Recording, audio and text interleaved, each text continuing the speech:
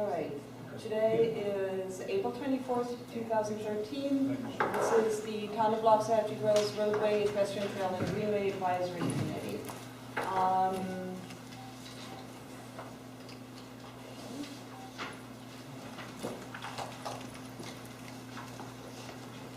Would you do us the honor of the roll call, please? Okay, we got Chair Nina Corning, Here. Vice Chair Kathy Strello, here. Committee Member Dr. Bill Lauda, Here. Committee Member Patrick Painter, absent. Committee Member David Miles, absent. Town Council Liaison Tom Golsonek, Here. Town Manager Mark Cutney, absent. Altering for the Town Manager, we have Braden Garrett, Town Planning Technician, and Town Planner Jim Flasher. Present. And Office Coordinator Denise Rodriguez. Item 1B, approval of the agenda. Make a motion to approve the agenda. All say aye. Aye. Approval 3-0.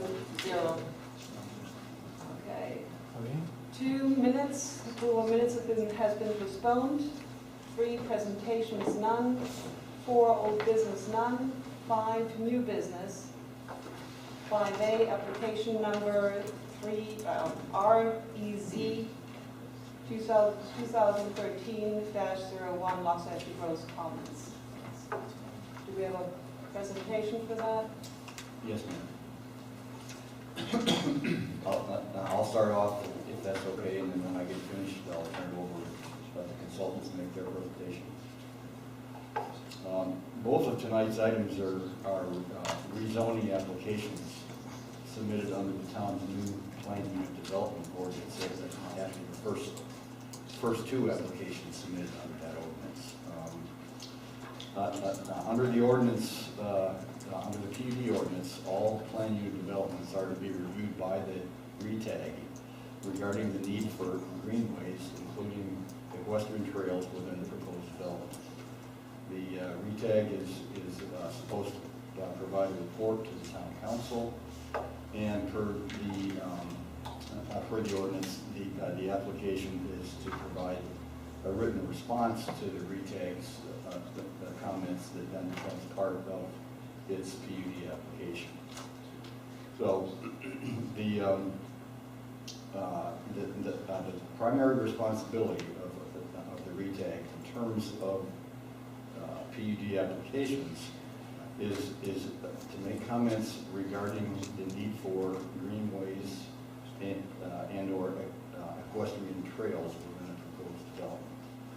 Can I interrupt there? Sure. Since the R is roadways, Right.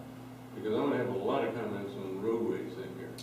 And I figure that it's in our purview to look at this and discuss roadways as well. Well, I think I certainly don't have an issue with you discussing anything that you would like. And also in anything that we pass forward. I'm just, yes, I'm just identifying what your main responsibility is. Per the PUD ordinance, that is your task.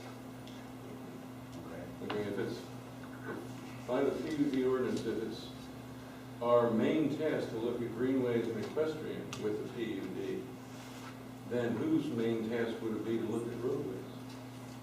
The planning zoning board reviews the application, and the town council reviews the application, staff reviews the application, and when the Palm Beach County Traffic Division has reviewed the application, and when we get to the site plan process, the town development review committee will also look at those issues. So there's multiple individuals, boards, groups that are going to be looking at all aspects of development.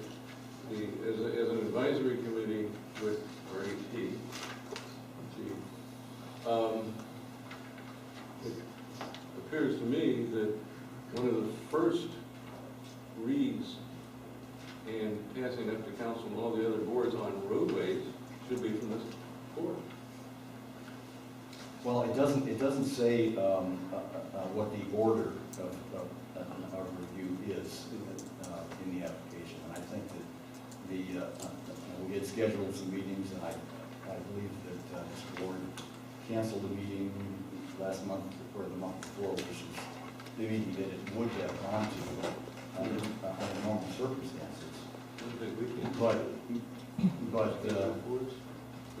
But we had a schedule set up where we were going to go to P and Z in April. So I mean, it doesn't really make any difference which board you appear for first. But you're certainly willing to make any comments that you want. I just wanted to make sure that. Yeah, the only thing I found a little exception with was our main task was to look only at greenways and equestrian trails on these plans. Yeah, well, That was because I didn't hear roadways. That's the language in the ordinance. Okay. Well, we have to get it at them into that ordinance. Tom, do you have any comments on that? Okay. Do you have any comments to that?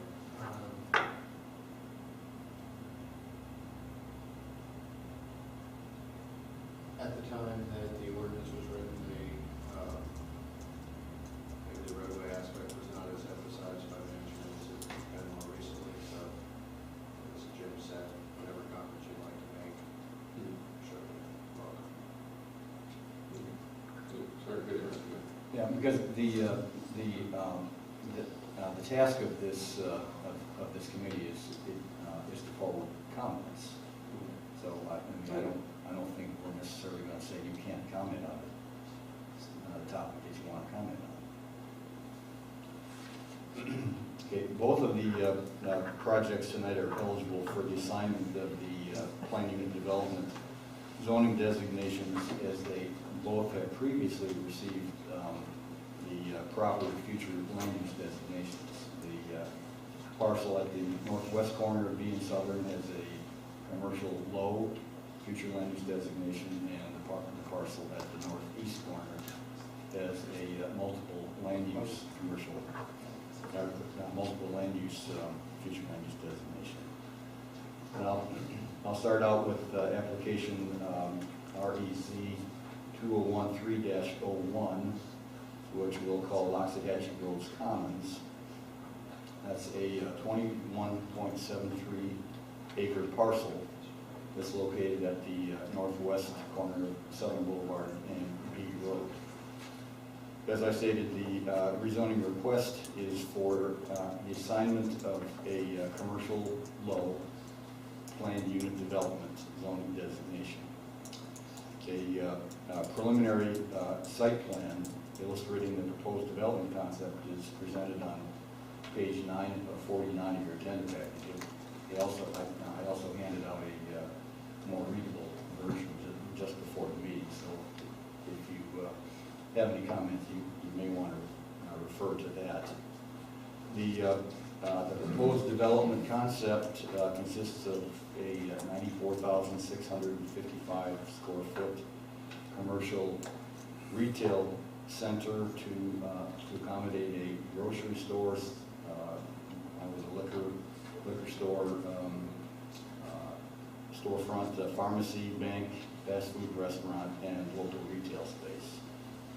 The application was reviewed by the Planning and Zoning Board at its meeting on April 11th, at which time the P&Z postponed any action to the next meeting to allow the applicant time to address three basic issues. The first was internal traffic circulation within the parking lots. The second was to provide further justification for its request to reduce the size of the parking spaces. And the third issue was related to external traffic flow at the Southern Boulevard and B Road intersection.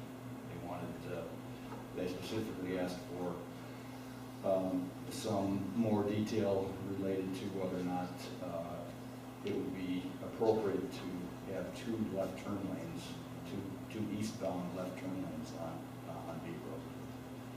So in order to give the applicant time to address those three issues, the Planning and Zoning Board deferred any action on that application until its next meeting. Which is, May 11th, I think it is.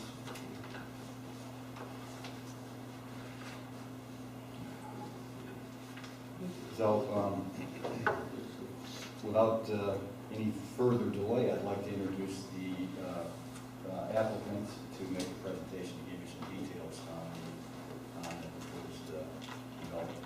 So, one thing I might add, as part of the plan unit development application, which is not normally required in a regular rezoning, the applicant does have to put together a master plan, which allows us to look at some of the project details at the zoning stage, details which normally are deferred until the site plan process after the rezoning has occurred. So this, like I said, this gives us the opportunity to look at some details earlier in the process than a conventional rezoning process does.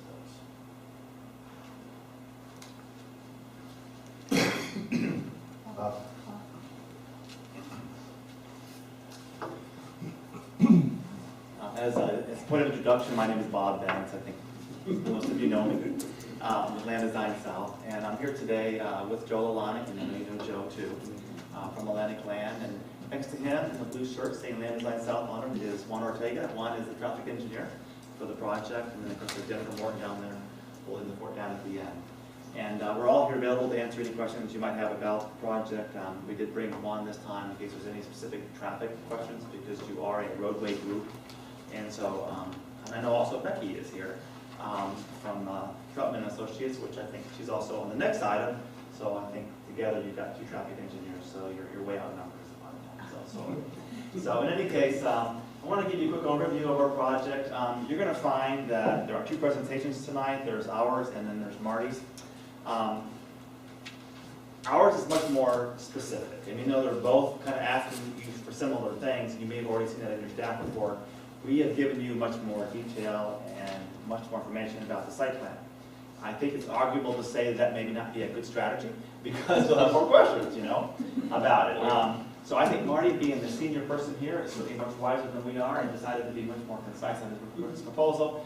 But again, I wanted to remind everyone that we will be coming in for a site plan review application that specifically is the site plan. We're really looking more at schematic, master plan perspective on this project, and we've actually given you a lot of detail, again, maybe to a fault. I want to begin by giving you a little bit of this general zoning information because, you know, if you read the paper in Lot Safety Groves, we talk about, you know, the college and all the other issues that are related to it, so I think this is a good way to begin. As everybody knows, our property is at the northwest corner of B Road and Southern Boulevard. This is the parcel, it's 97 acres roughly in size. We've been in the process before Lot Safety Grove became a grove, or became a town rather. So, and originally the property was land used and zoned R5 on the 97 acres of land. That was the original designation on the property. A point that's very interesting and I think sometimes gets forgotten is that in the R5 land use and zoning for the property, that the colleges, for example, which I know has become a focus of many of the community residents, is a permitted use, does not require any special approvals in the college. So if you go back to the way it was originally approved, the college could come in and build their facilities and do whatever they wanted to do on as much of that property as they wanted to. So something to keep in mind. We came in with two different submittals to change the land use. The first one, which is not what's approved today, but the very first one that we came in with, changed it into three land use categories. The northern 55 acres of the property remained the RR5 land use and was specifically relevant to the 19 dwelling units that you see on that plan there. It also had two commercial components to it. It had the piece that we are again asking for today, 21 acres of land, which is again at the hard corner there, northwest corner of B Road and Southern Boulevard, which was originally approved for 91,000 square feet. Today it's a little higher, it's 94. You'll see that in just a moment. And then there was another parcel of equal size, of 21 acres that was also commercial, but it has a larger square footage. It has 130,000 square feet, as you can see right here. The one on the left, the lighter colored, orange color, was primarily an office use, but it was commercial. And the one on the right was more, could be either office or retail uses. So this is what was approved a couple of years ago by the town of Loxahatchee Grove prior to the current approval that you have today. So when we talk about going back in time, if we did go back, this, and that was possible, which I don't think it is, but if it was possible, this is basically what you would have approved as one generation in back. So you'd actually would have more than double the amount of commercial square footage on that site than what you have today approved. The new plan, which is what you have today and what we're going to be talking about, is the property divided into two land uses. So again, the same 21 acres at the corner, same commercial low, has not changed. The only change to it is an increase of about 3,000 square feet from 91 to 94,000 square feet. The reason for that change is that in Loxahatchee Groves, when you have a commercial low land use, it is also associated with a 10% building coverage. That means how much of the site can actually be constructed with buildings on it. If you take 21.73 acres and you do the math on it, you come out with this magical 94,655 based on your comp plan. Your comp plan says 10%. 10% is the 94,655, so it's consistent. In other words, that's where that number came from. It came out of your comp plan, came out of that 10% building coverage number. 10% building coverage, by the way, is extremely low. It only really exists in this county, in this portion of the county, out in Loxahatchee Groves, and in what's called the rural and ex-urban tier in unincorporated Palm Beach County, which is the land, the acreage area, for example, out by Deer Run. I mean, that whole area is also, considered more of a rural area. Hence, you have a very low building coverage. Your average shopping center, we'll call it, is developed at a 20%, double that basic coverage. So on that many amount of land, you typically would have about 190,000 square feet of commercial. What's actually physically built. The regulations normally allow triple that, normally allow around 30 to 35% of building coverage. So it is a very, very low and very low number. And You're giving me urban numbers. I'm giving you commercial numbers, is what I'm giving you. This is something, I'm telling you that it is 10% out here, this is 10%. I've heard banner about that we need to drop to 5%. Well, you know what? Not for you. Okay. So, For the future. after a while, it gets to the point of, anyway, we won't go there. The other remaining property, the 75 acres, is RR5, which is where the State College owns that property. They are approved for that portion of the property, and that's where their property is. So that's their land. So basically, the RR5 is, if you go back to my original diagram, that's basically what was there originally, was the RR5. So just a quick little bit of an overview of that. Where we are today, what was proposed, what was approved just previous to this, the last plan, just as comparison's sake, had 130,000 square feet. There's none in the current land use.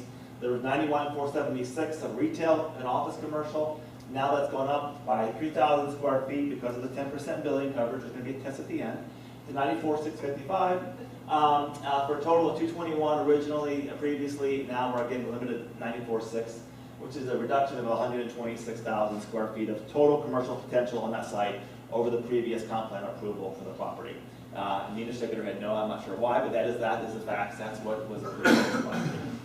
So just to kind of give you a little bit more additional information about the site, I want to talk more specifically about our proposal that we have before you. The comp plan on our property is commercial low. There is one zoning category that's consistent with that commercial low district. Right now we're zoned AR. As an AR zoning, we are not consistent with that commercial low land use you have. So the only consistent land use compatible zoning district you have is commercial low. You have the option of doing commercial low with a PUD, which is what we have chosen to do. What is the difference? Well, if you're not a PUD, then you don't have as much power. The town doesn't have as much authority over the project if we don't do a PUD. So by doing a PUD, it allows you to have specific conditions of approval on the project that if it's straight commercial low, you don't have. So the best thing for the town, and you've got to be commercial low, first off. And so you can be either commercial low by itself, or you can be commercial low with a PUD. The PUD, once again, adds an additional overlay on there it does give you some additional flexibility as a town. It also gives us a little bit of flexibility, i.e. in the waivers, for example, that we talked about. So the current AR zoning district is not compatible with the current land use on the property. So it does need to be zoned consistent with it. So that is, that's just to give you a little bit of background on that whole issue. Access to the property, we have been to the DOT, I think it was almost 2 years ago now, I believe it was a year or two ago. And we have an approval letter, which I'll show you here in just a moment. There are 3 access points that are shown into the property off of North Lake Boulevard, and these are roughly where those access points are shown. 2 of them are right in, right out. The one right in the middle of the commercial property is a right in, right out. The one that straddles the property line between the commercial and the college is actually on the college property. But this is a shared access location. It will be an entry drive coming in, because I know you guys are roadways. This will be a roadway entering the property, which will continue into the college's property. It will also have access into the commercial, so it provides dual access. And then the college has one more right-in only located further to the west.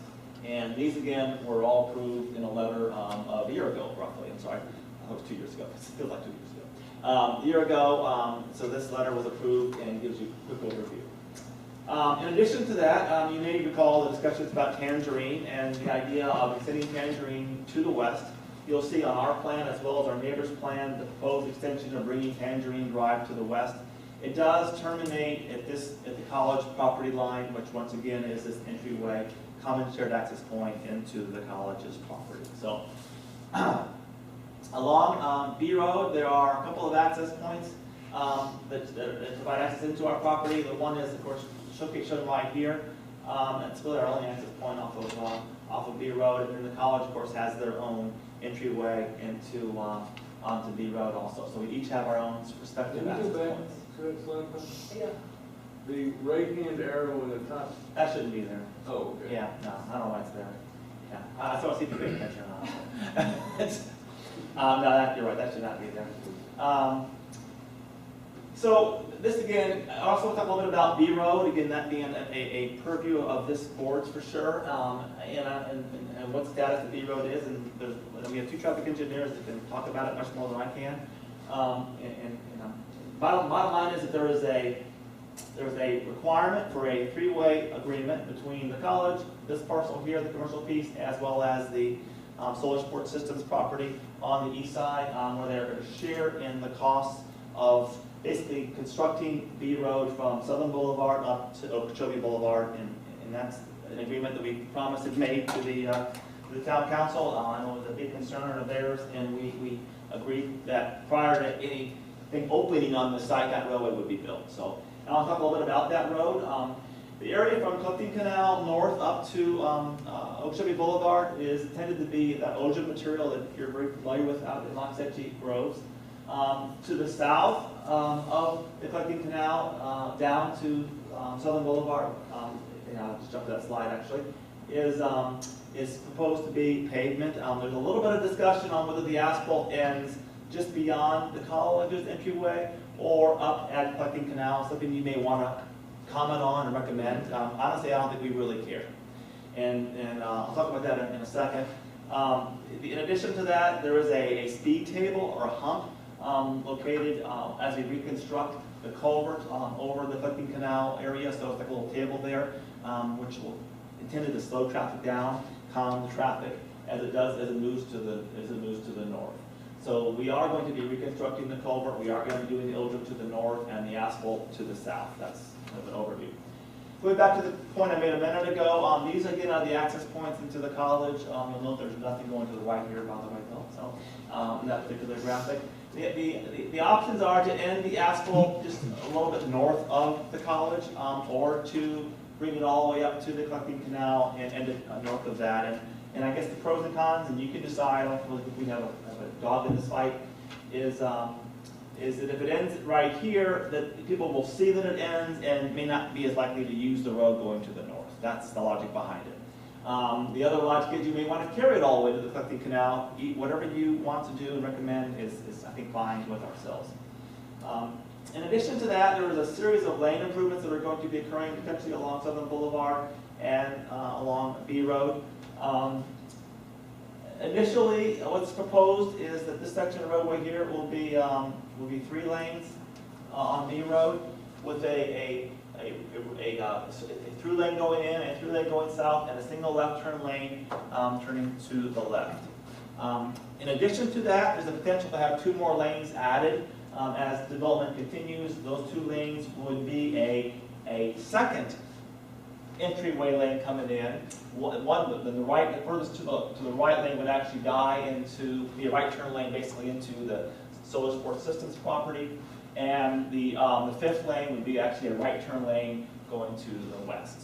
So initially, 3 lanes with the potential of going to 5 lanes based on how much activity occurs on this site. I'm sorry, could you repeat that? You're suggesting to go an additional west lane and an additional north lane, correct? Is that what And by the way, I'm not creating all this. This is what's been recommended by the traffic engineer, so they might be able to better explain it to you. But initially, the intent here is to have 3 lanes with the potential of expanding to 5 lanes.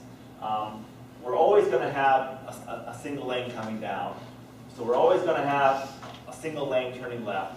And we're always going to have a single lane coming in.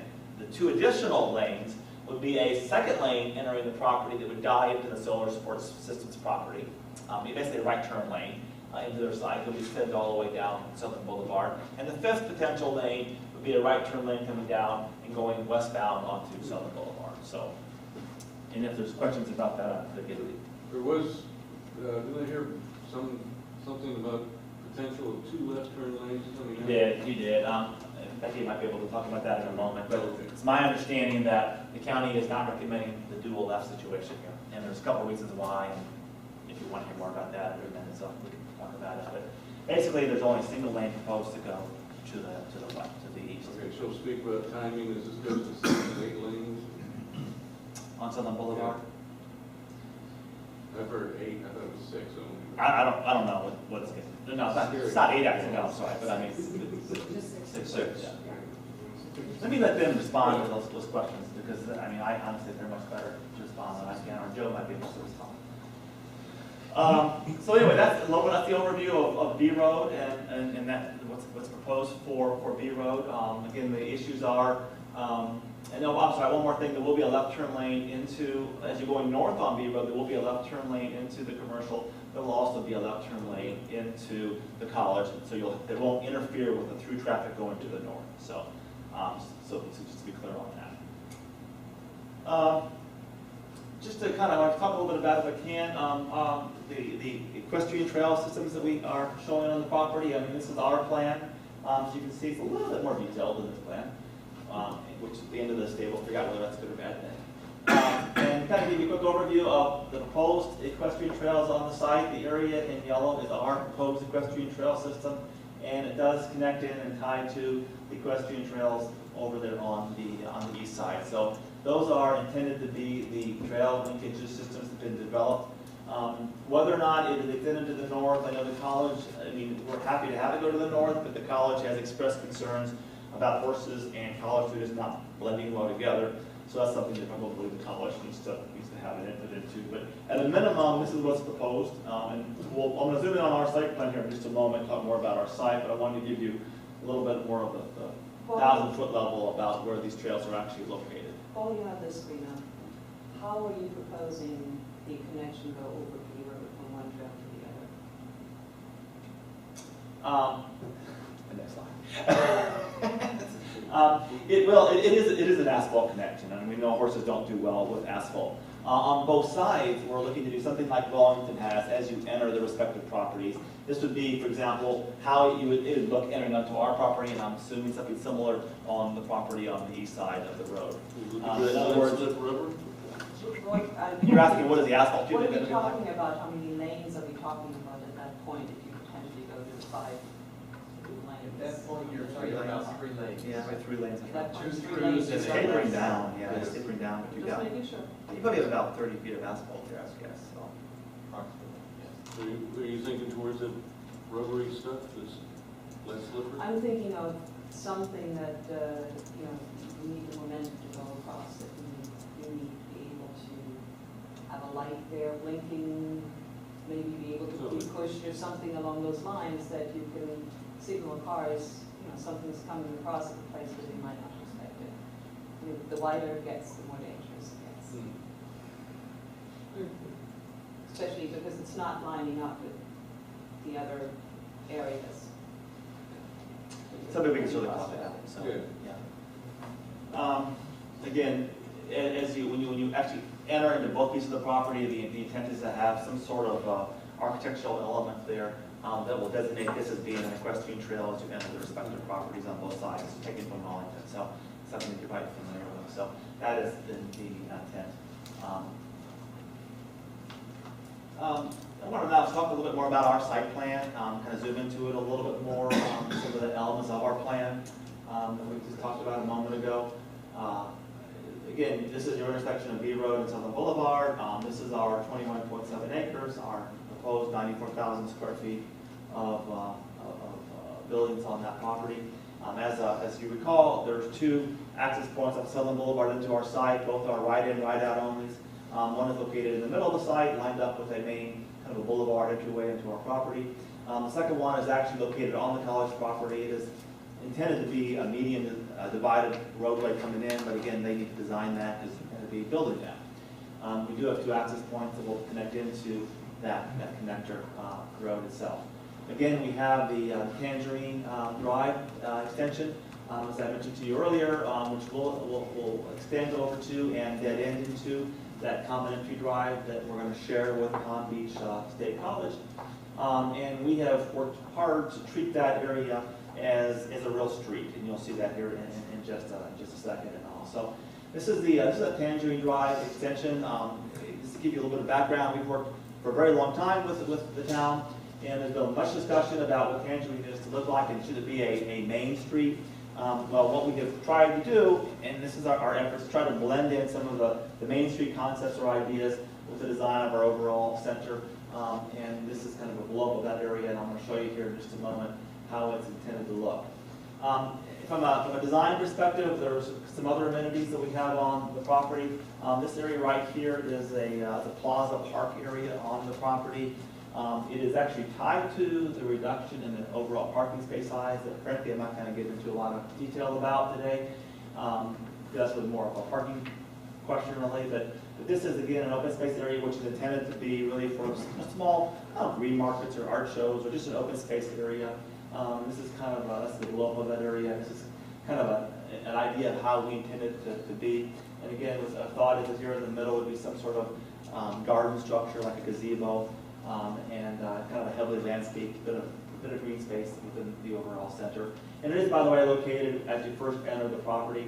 It's right there at the entranceway. The intention is also to have kind of a gateway into that space where, again, we hope it will be a pleasant space and to get across from the lake area that I'm going to talk about in just a second here.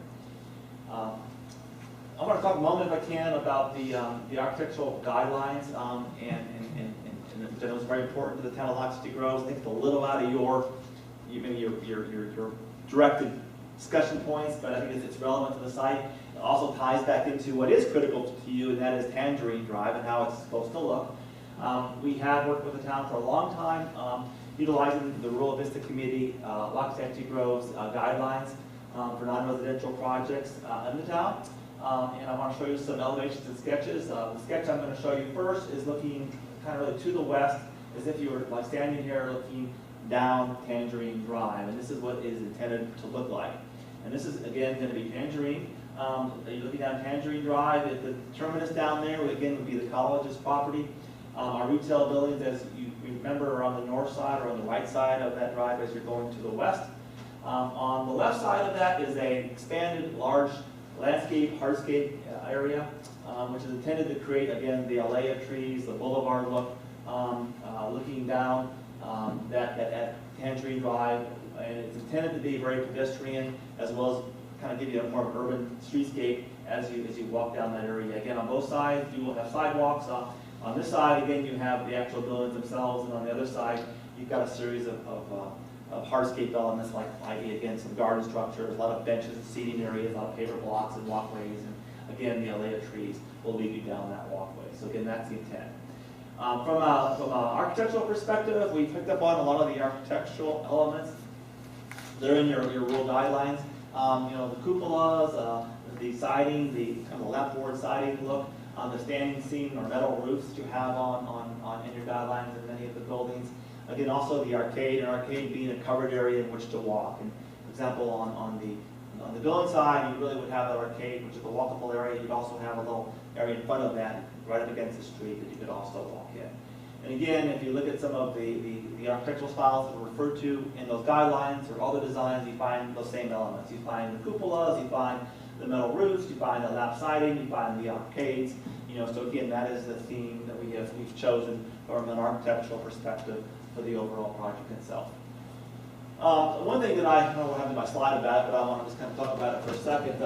This area, the lake area, is at the northern end of our property. It does abut the college site. It is located there for a couple of key reasons. If you go back, if you remember to the original equestrian trail scheme that we showed you, it does have an equestrian path that does wrap around that area. This, of our 21 acres, this is over 6 acres of our 21 acres. So this is, 25–30% of our entire site. So it's a relatively large retention area. And so that effectively becomes a lot of our open space. You just have to mention the word retention area. Is this meant to be a lake with water or Yes. a retention area? It's wet, it's a lake. Right. I mean, they have water in it All the time. It's an actual lake area. Right. Good question. It is wet. It will have lakes. Our water in there all the time. We have it at the north end because it does provide a kind of separation between us and the college. In addition to that, it does line up from an equestrian trails perspective with a proposed trail on the east side of the street. So in other words, their trail system comes in here, ties into ours, and again, we have that trail that does wrap around the lake. And you'll note that we have an area here, for example, that also lines up with the main kind of north-south access point in the middle of our site, which lines up with that access drive. The intention here is to have an area where you can tie up your horse, or if you want to ride your bike, whatever, and you can actually walk into the shopping areas. You can go get some of your groceries. You can come back. Honestly, somebody made a comment earlier about bringing the equestrian trails further into the site. We think they probably need to remain north of that line. I don't think we want to run them around the parking lot. So, dealing with the dualies in the parking lot, so that was probably not good. But anyway, that's the general overview of the lake and kind of the overall site plan for our property. And that pretty much concludes our presentation. Okay. Joe has any comments or anything more? Well, on grocery store especially, your traffic pattern and everything is going to handle 18 wheelers delivering bread, whatever? Yeah, no, I think we actually, we've worked on this from a delivery perspective. The delivery area is in the rear of the building, and the intent here is you've got 2 access points. You have one here and you have one here. Quite honestly, this is your service entrance right here. You pull in, you pull up, you back in, you unload your materials, you come back out, and you exit, and you're gone. We went to truck masters. It's a good U-turn. Well, this is a large boulevard entranceway. Again, there's probably going to be 1 or 2 lanes going north, probably a dual lane going north and a dual lane going south with a median in the middle of it. So it's going to be a wide, it's not going to be a 2-lane roadway section out here most likely. It's probably going to be pretty wide with a median in the middle. So this is intended to be the main access point off of this shared by both projects. So to be built by the college. I know Joe's dying to answer some questions, so if you have any comments or questions, we're happy to answer them.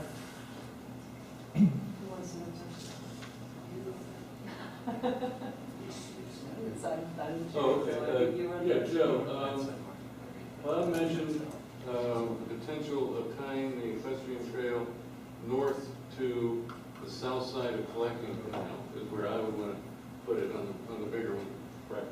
And that you've already heard some a little balking or whatever from the college with mixing horses and students. Well, we have to work it out with the college, obviously. But, if we ran it right down the side of the road, we're only talking about 12 feet, right? Would work to get up there and then go west. So It really comes into the cross-section of the roadway, and we've got a number of competing influences. There's some people that would like a sidewalk along that road, as well as the 2 transition lanes that come in for a 3rd lane. sidewalk going. Okay. right now, we're gonna have a Yeah. left turn into the college and a right turn into the court system to Object here. So up through about this point, you're gonna have 3 lanes of travel. By the time you get to that last point of left turn into the college. From there, we were talking about whether we end the OJM or in the paving and start the OJM, or take it all the way to the collecting canal. But our desire would be to channel this down as quickly as possible to an OJM surface. So really channel it down north of that college entry, which would allow you more room that you're talking about to have an equestrian path on the side, the swales of that right of way. Very similar, because this is one of those roads that you don't have a canal right next to it, like you do in the rest of the roads. So your side swales will be a little larger than most, so that should be adequate. The only area that's kind of a concern would be from this point up to that entry point of the college. And that's something that you'd have to work out with the college to see if they could allow enough room on that I edge know area. that's not the topic tonight at the college, but I would hope we could work that out, seeing as how the town caved in on their northern buffer. And that's something to just discuss with them. Now, you mentioned going to OJM at some point here. In both of these things, I've got a comment here that this is, since we've recently had pushback on my West A Road proposal from the landowners, B is going to take the brunt of cut-through traffic, and it's going to be the impact on our community, no matter what we do. Unless we do something silly that I don't want to see happen, which is do T, D, and then make a 4-lane tangerine or some nonsense like that. But B is going to be the main road coming from the north to services, because regardless of what people say is for Seminole Track, but they're not going to want to come down. You got 4-lane there coming on the 6-lane here. They're going to want to get off of that and run this there. That's why I would like to see the price differential of doing B Road from Southern to Okeechobee as a DOT 2-lane road with guardrails. That's a lot more money. So, repeat that again? I'd love to see the price differential for the 3 properties, and maybe the town has to kick in some to protect our residents.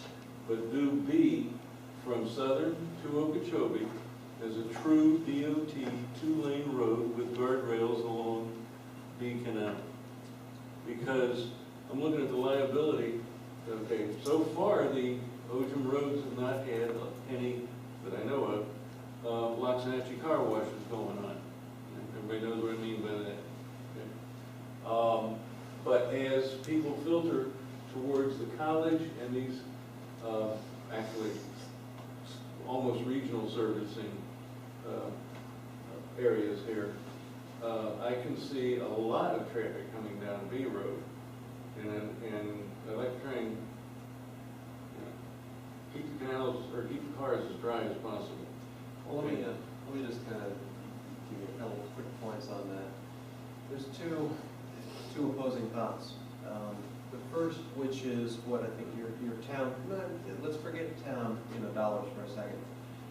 The first, which is what I think your town council has advocated all along, which is trying to keep anything north of this development here as rural as possible, and keeping it OJM, doing the speed humps to try to eliminate the speeders through there, and to channel down that pavement area as quick as possible to deter cut-through traffic. By the time you add a bunch of speed bumps, you channel it down into a tight, uneasy feeling on the road north of the paved section. All those things deter people from going that way.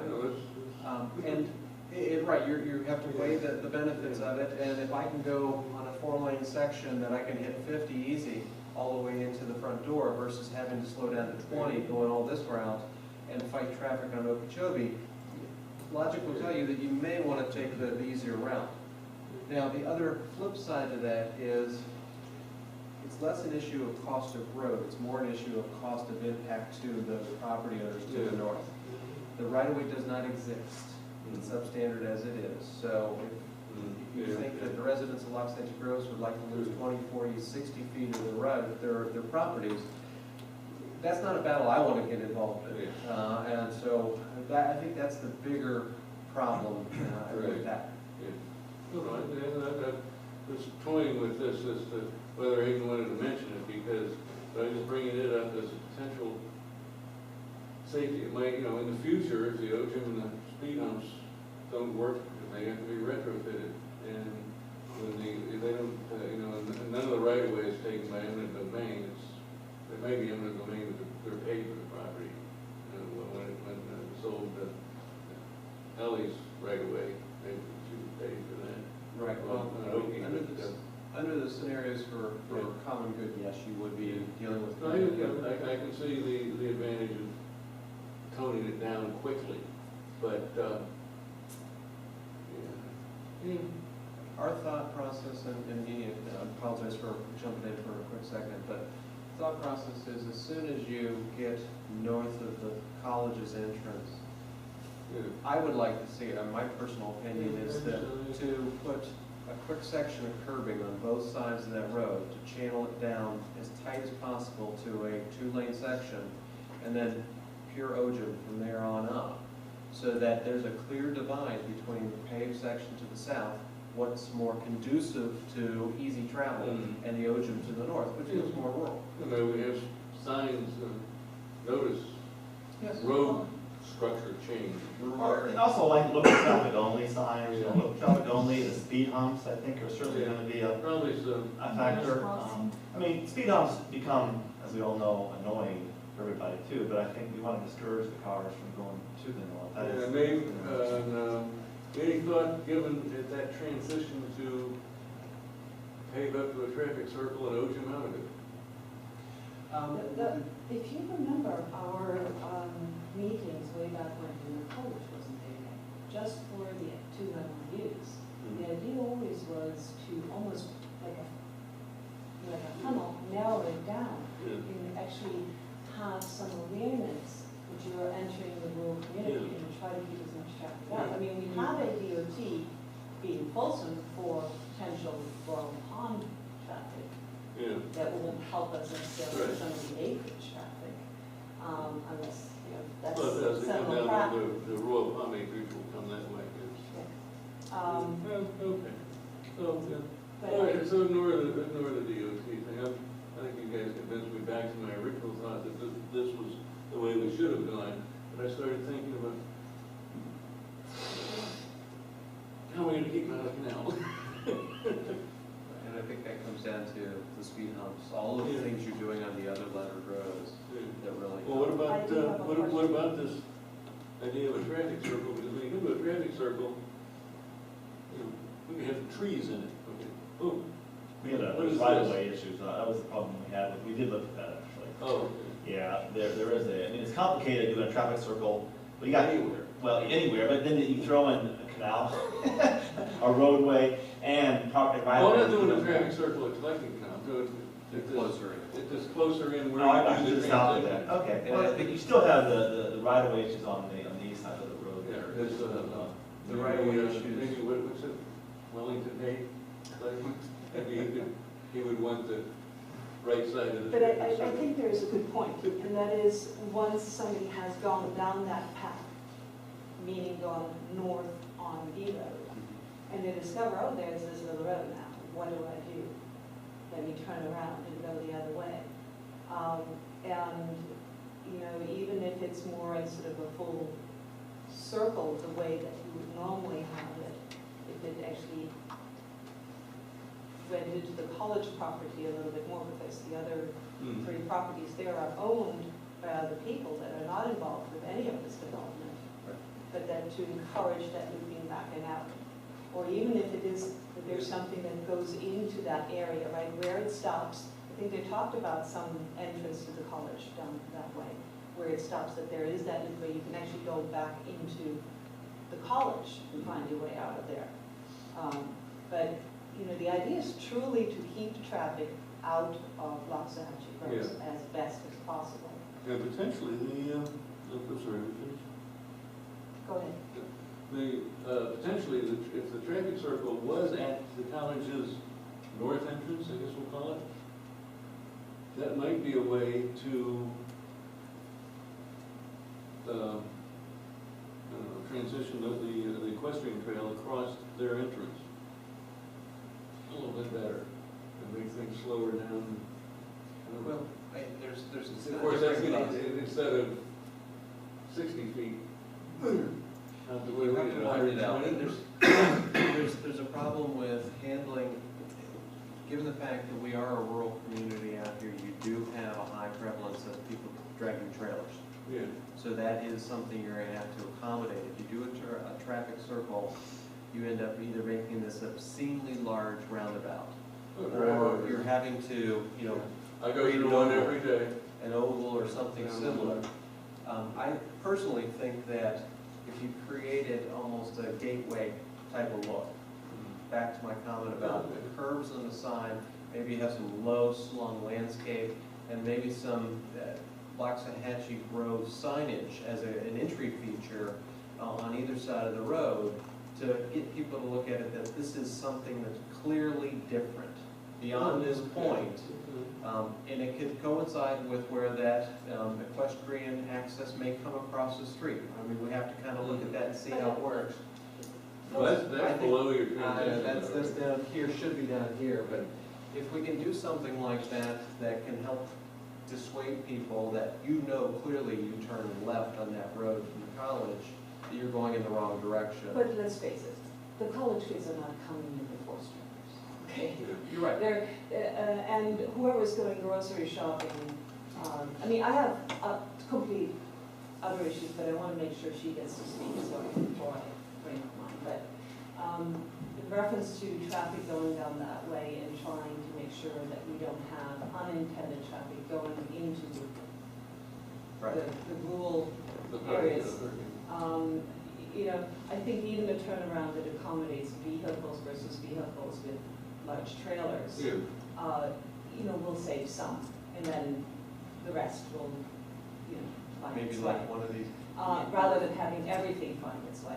Sure. And I think also with that, you know, a sign on Folsom for Royal Palm Beach, this way to the college, when you're coming Oh, sure. on Okeechobee going west, you know, there may be some, even on Greenview Shores, which is going to accommodate traffic much better than, and would make more sense actually. Sure. Both places, that the traffic does not come up Okeechobee all the way to Bean Road in order to arrive at the college and at the commercial areas. The proper signage at Okie and Seminole Prep, too. Right. Palm Beach State College, and it still has a south pointing rather than a east at Okie. Of course, that's in the county. So I'm just trying to help out with some of the issues you're bringing up. And I think that with the college's exit too, I think local traffic only signs, you know, I think both type of that nomenclature, I think is gonna be helpful too. So, I mean, if somebody wants to do something, you know, they're gonna go north. You can't prevent everybody from doing something. But I think and the intent is to discourage it and make it more local to the north and more Maybe rural. something like the entrance to Old Coral Gables. Very big archway. You're now entering redneck heaven. Go away. We used to have bumper stickers. Welcome to Waxahachie Grove. Now go home. Probably still have those. My Sorry. comments were about the placement of the OGM, and I too would like to see the traffic funneled as quickly as possible north of the development. And I think that can be accomplished just with signage and the change of the pavement.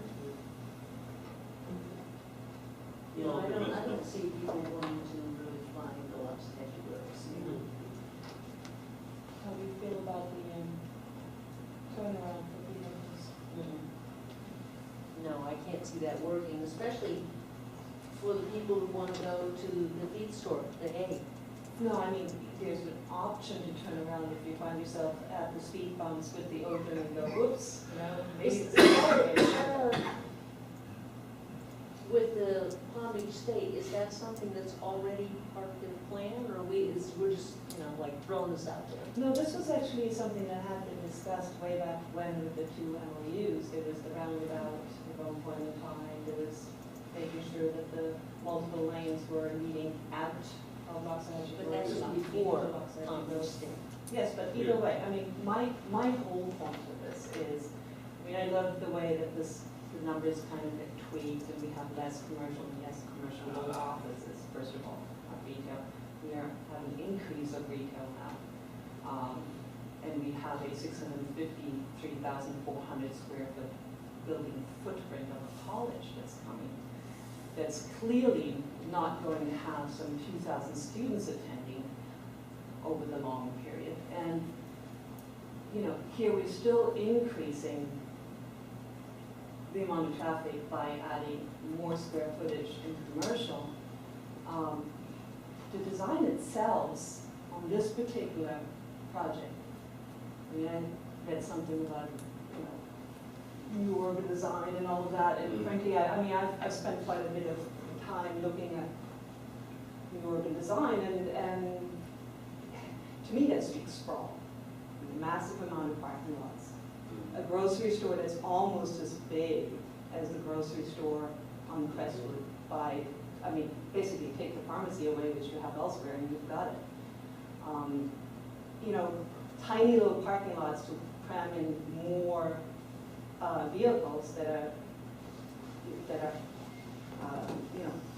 a lot of people out here drive trucks. Yeah. They don't allow for that. There's certainly no trailer allowance for it either. And all of that to accommodate what I view, to be, and this is a little bit out of our department, but it is a design that, and a type of commercial that I don't think we really envisioned for ourselves. This is not so much what we wanted to be serving us. This is your usual strip mall that pops up left and right in America, and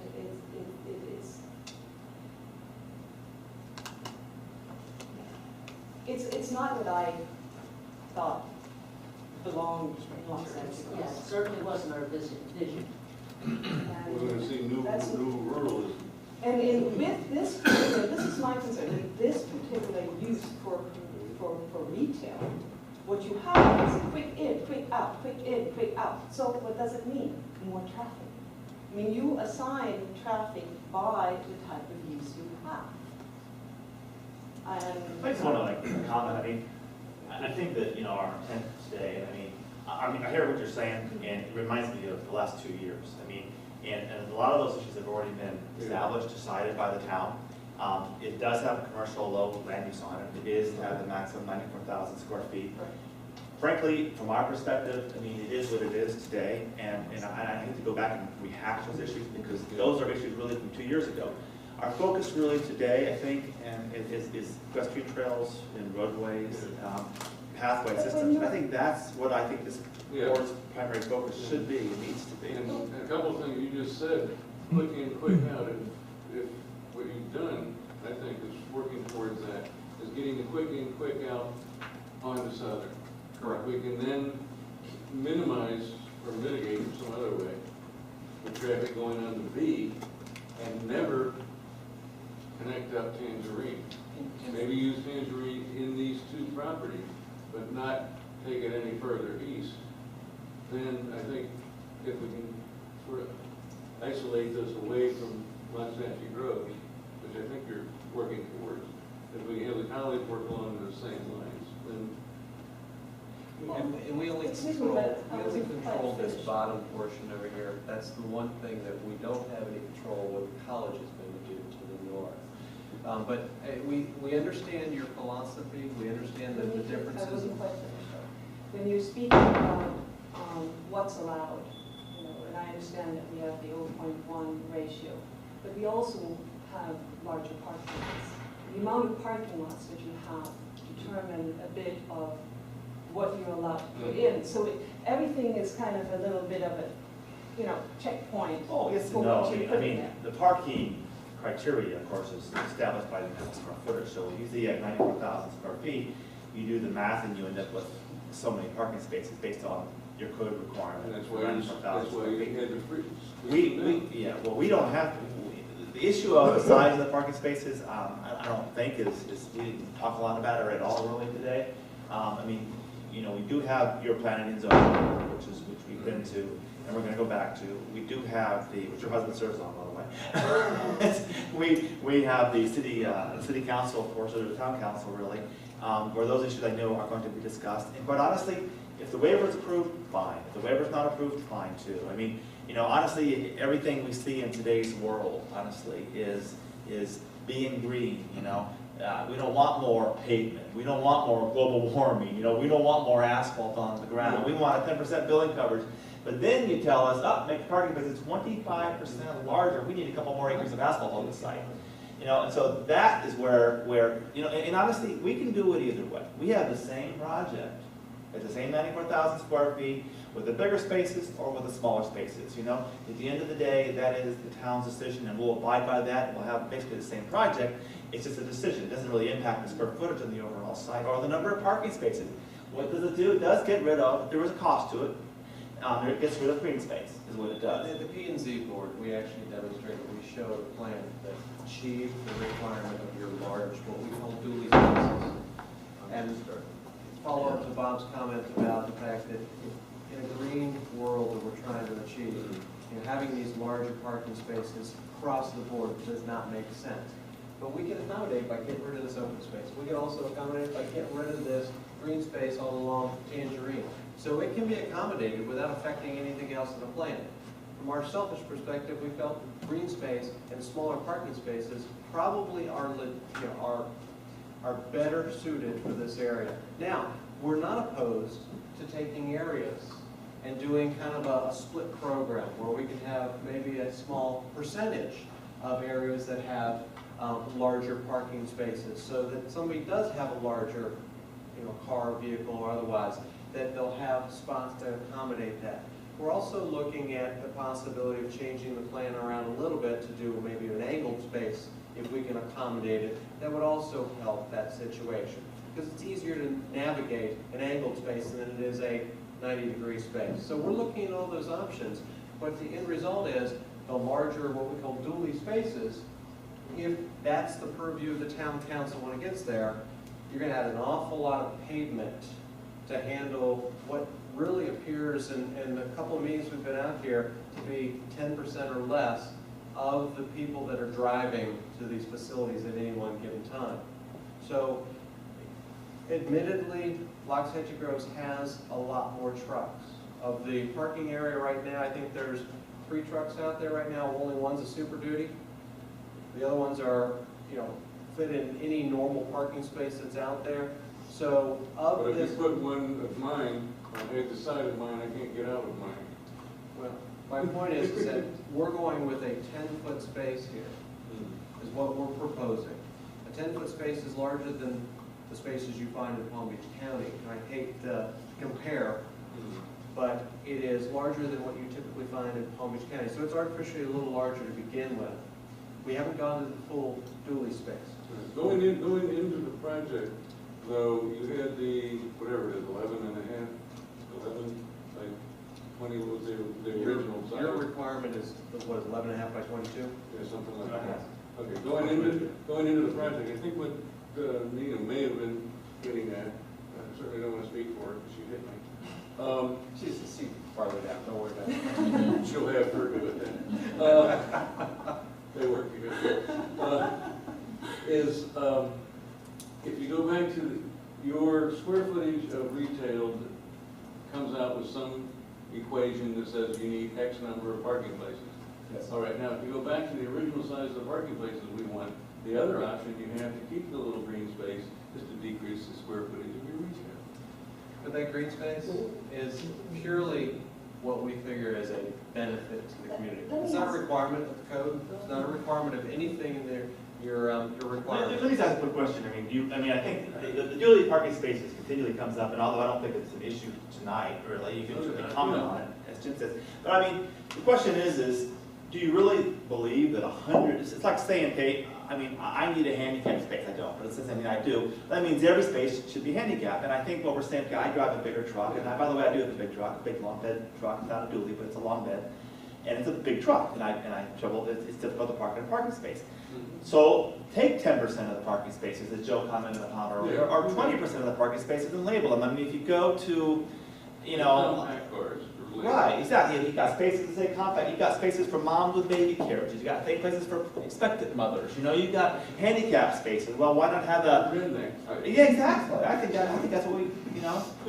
I see the labels now. And in fact, I think this board to come up with a name is going to be on that sign, you know. What is the current pervious area that you have as it stands right now?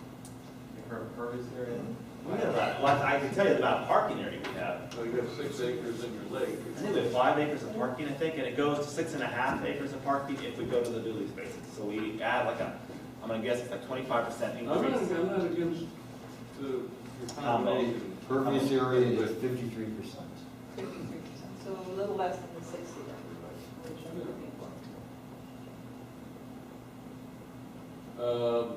Parking lot runoff, where's it go? Because the other thing that I talked to Mark, the town manager, about that, is that since we lost the environmental committee in town, I wanted him to roll in environment to this committee. I mean, there's somebody on the committee teaches environmental chemistry. We still have water in our.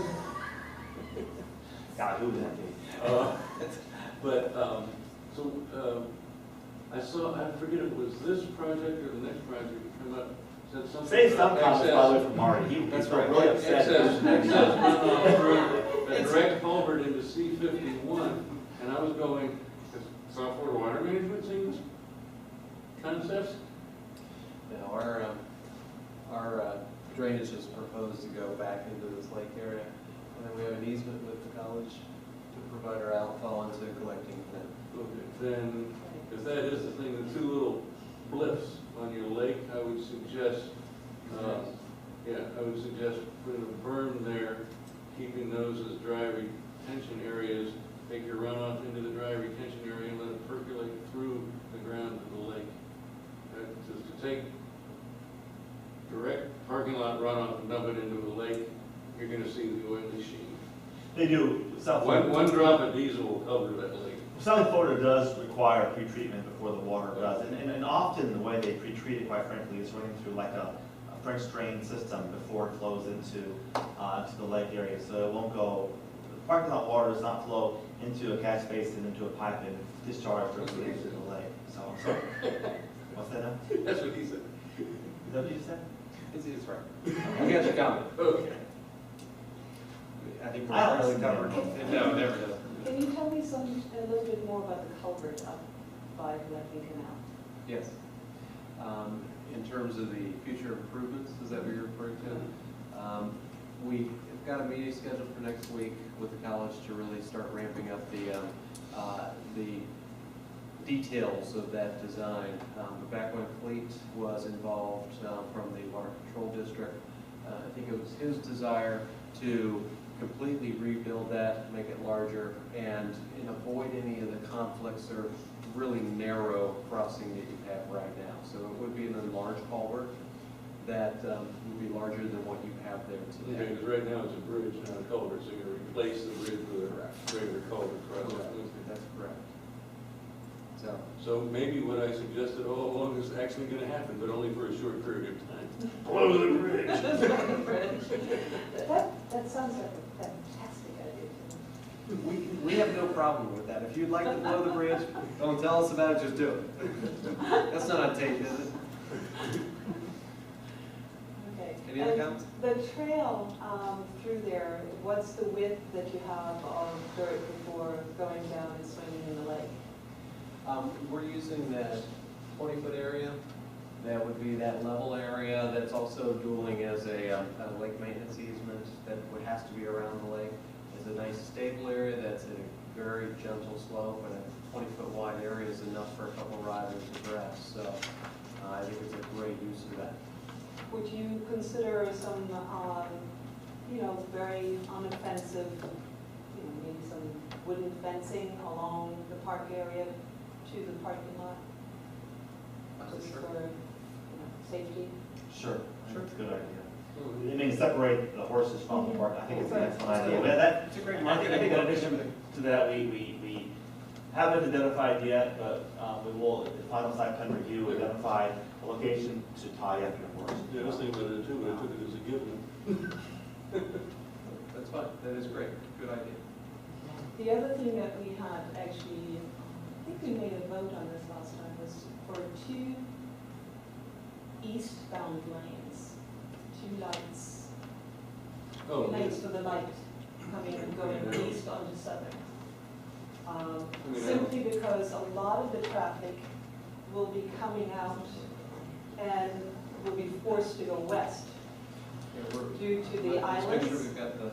On B Road going Southbound B Road. southbound, no, B Road, and 2 turning lanes a east. left going east, Eastbound, correct. okay, southbound to eastbound. That there should be 2 lanes with the light, because a lot of the traffic will be forcing people due to the what do you call it, median, will force them going west. And we don't want to see the people who are trying to go east pushed into Loxahatchee roads. And that again was something that we actually had brought up at that Okeechobee meeting, if you recall. Sure. I Only think the that- Becky, do you want Let's- that? Yeah, I can speak to that. I'm Rebecca Mulcahy with Pinder Troutman Consulting, and we did the traffic study for Groves Town Center, the property on the east. But because we were the third of these 3 projects to come in, we had to look at the traffic volumes generated by the State College, as well as the Loxahatchee Groves Commons, and then of course our project. So we did analyze that intersection, as did the other projects. And a single left is what it works. It achieves the level of service standards that the county has. When I heard of this comment, I did talk with Nick Uren, the county engineer that reviewed this project for the traffic division. And we went over the volumes. In our build-out year, which is 2017, we have projection of volumes, and it's actually very balanced. The southbound left, coming from B Road to go east, is almost equal to the northbound lefts. And given that the northbound lefts only have a single lane, they have what's called this protected permissive phase, so you get a green light and you can make your left if you don't have oncoming traffic. Once you introduce a second left turn lane on B Road, that forces that to a protected only mode, which then adds another phase to the cycle. And Nick Uren at the Palm Beach County pointed out, obviously there's a bridge there on the south side of Southern Boulevard. And to accommodate another left turn lane in that bridge would require widening the bridge. By allowing a single left turn lane, you can stick to a north-south green phasing. You might give a leading left arrow, that's fine, a protected permissive phase. But because those volumes are so balanced, Nick actually recommended not adding a second left on the north approach. Now, in your analysis, was this considered? Since I work at a university, I know this happens. Classes are over for the day. I'm going home. Yeah. And then also, now we're going to have 6 lanes of Southern without the protected left turn lanes. You're asking them to take the green, okay, because I don't see that much traffic going on Banks. Well, yeah, there would be a lot of people coming out of line, I guess. But anybody wanting to go east, then with the green, well, maybe. Yeah, we looked at it in several different types of phasing and language configurations. And one thing that Nick at the county recommended that, could be done is if, as development occurs, it looks like the lefts are starting to outweigh the southbound through movement into Wellington, they could stripe that one through lane as a shared lane. Okay, now the timing on this, is that going to be timed or detected? Yeah. Is it Yes, the operational Okay, characteristics. because I get really mad when the guy in front of me leaves a huge space for the car there, okay, you're turning it off. Right, yeah. Because, you know, I see a lot of, my worst one is military in Yamato and Boca. We got 2 lanes turning left with a signal, 3 cars every time. The timing, you know, I see, by the time you get college classes out, and then some people here wanting to go as well, that, I don't know, I'm not a traffic engineer. Last week I couldn't even spell engineer, but you are one. Yeah, we looked at both the AM peak hour and the PM peak hour, and actually there's 3, 2 of us are represented here. There is a 3rd traffic engineer for the Palm Beach State College. And Yeah, we asked are you they what- looking at class time? Yes. Because- Okay. Yes, So it's assuming how many students? 2,500 students. I mean, reality is you're gonna outgrow that within a ridiculous 50 years. short time. It'll be a long time before they have that many students there. And you gotta remember, those students are staggered throughout the days too. I think one thing the colleges, I know, taught us, and I mean, Bill, you can speak to this too, I'm sure, is that their classes are staggered, especially in a community college, you know, for all the other state colleges, they're staggered throughout the day and all. I think, again, just to reemphasize what Becky's saying, is that, you know, if you have the dual left, you can only turn if there's a turn arrow there.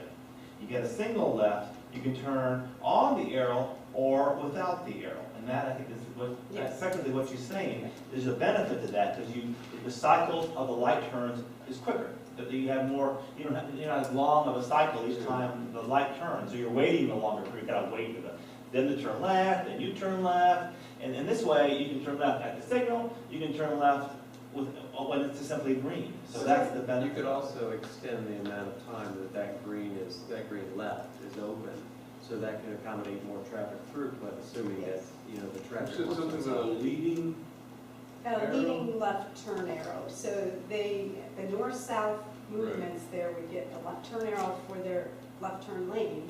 right, And then after so many seconds, you know, it's usually 20 seconds or so, it would shut off, but not go red, it would go to a green ball, a circular indication, Yeah. so they could make their left So turn. what do you on. have if we have about 3,000 students going to the college currently, according to the mayor's on 3,000 Wellington students. So what if you have students in front of you that intend to go back home to Wellington, and now you have, I mean, how is this flowing? I don't, Well, you're then forcing them to go down, are they? no, they have their own through lane to go south into Wellington. There's a lane to go straight into the yeah, that was part of his 3 going to 5 thing. That's the end. I think It ends you're up to referring to having a green but a non,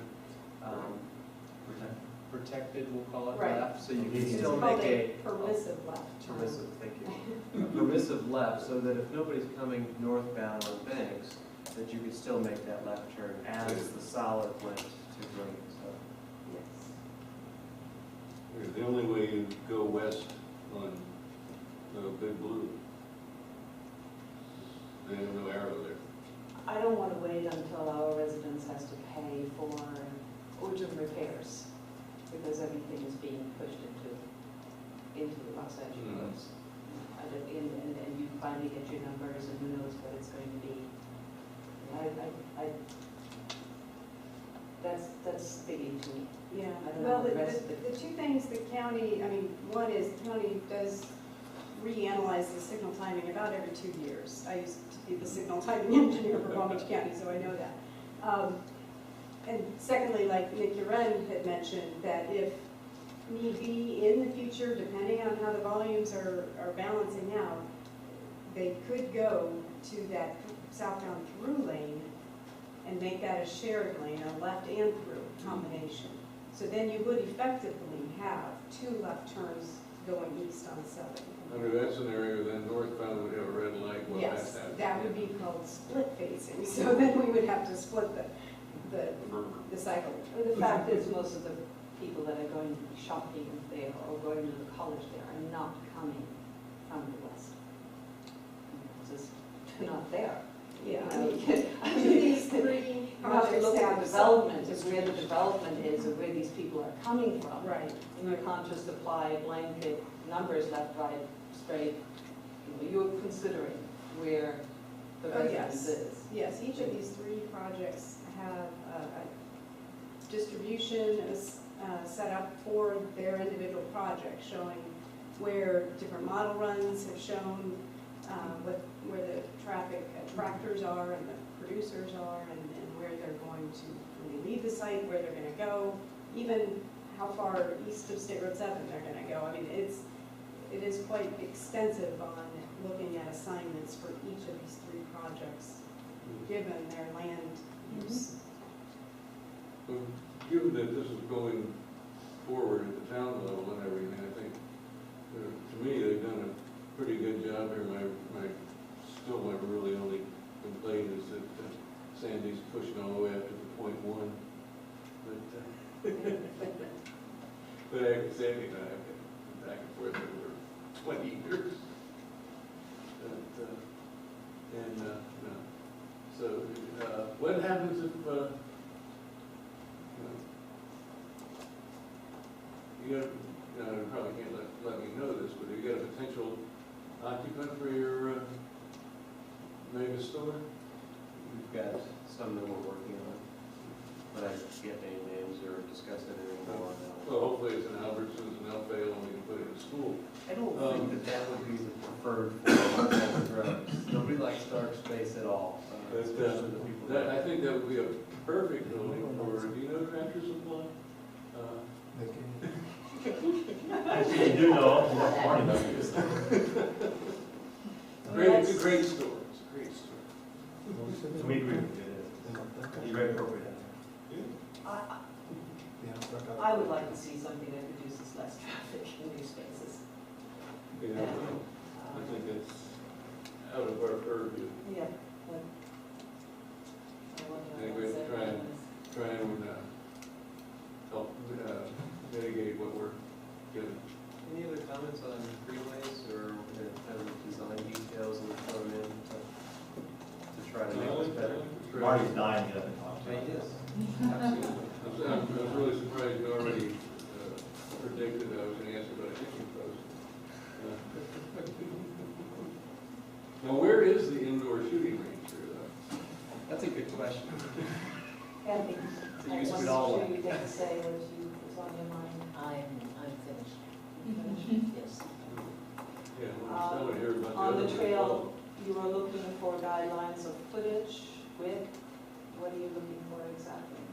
I think that we've kind of proposed on the trail, that 20-foot area around the lake. That's not in the slope, that's just a gentle area that is used for both maintenance of that lake as well as stabilized footing, which is perfect for horses. That's what a lot of these areas around Wellington they use every day. So those are great areas. They're usually sodded and easy travel for horses. That's what we're proposing around that lake area. And we have the entry features, as Bob brought up earlier, with kind of the barriers to the roadways, so that you don't have cars trying to do off-roading in the, which typically happens. Mhm. And we're certainly open for design ideas. The Wellington motif across the road is one that we showed as an example, but they could be done in type of wood format and other ways. So there's a lot of things that we can do that would be customized to Lox End Groves. That's a safe planning or something. That would be in site planning and trying to get that things worked out. So. I think there was a width, I'm trying to look it up, because I have it for you with me. The width minimum? Yeah, there's a space that it has to be, so it doesn't allow. Do you want to go to the next? Duck Dynasty's on at 10 o'clock, and I know you was, and this is the season finale of it, so I know like the Grove residents, it's important to get home by 10 o'clock, so. I think it's a perfect segue to You guys are in a hurry, get out of here. Only by 10 o'clock, we're done. Where's this width? So, do you want to go and make sure, I mean, we're just talking, and I don't know how we're going to be presenting all of the thoughts that we've had.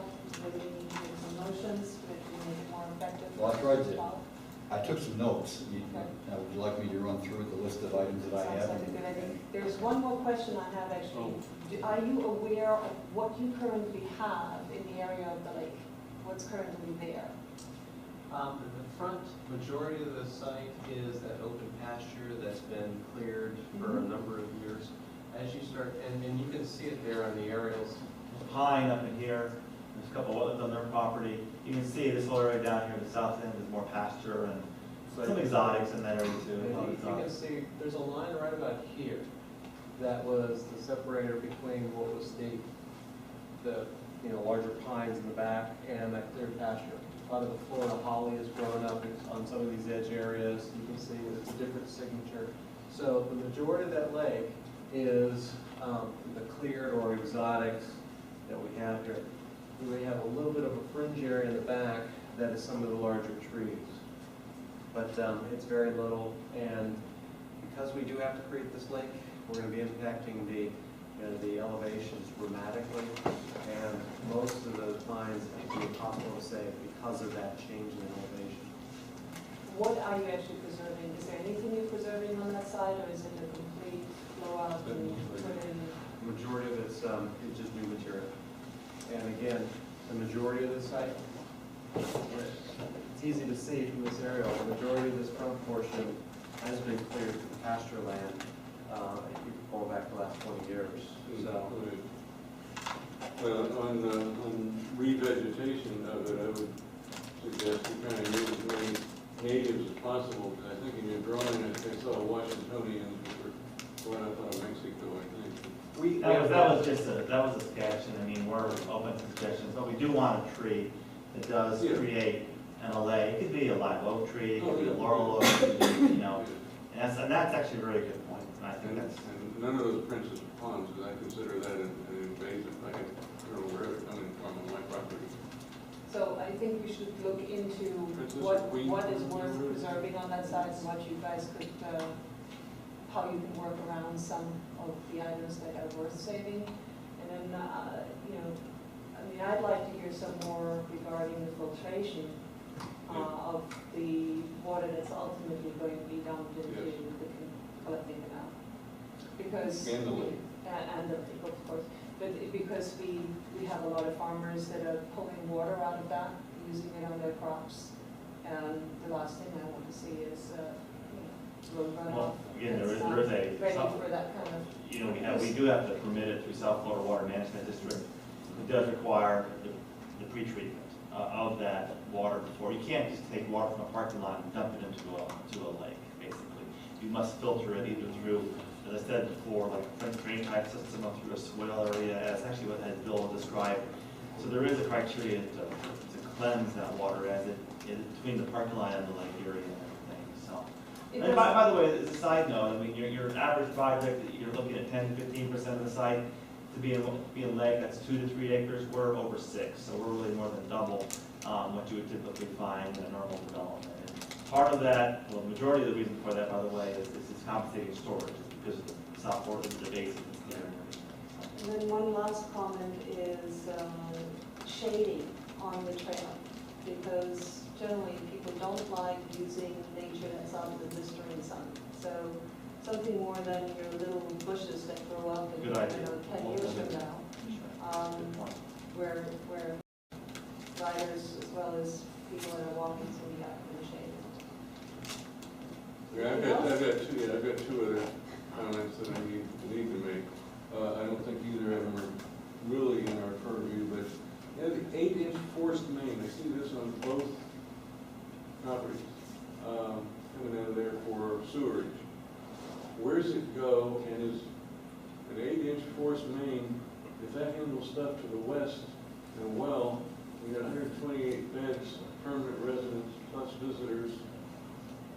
That's a lot of stuff, even though it's only 0.07%. Well, it is lots that you grow residents, that's why we had the larger homes.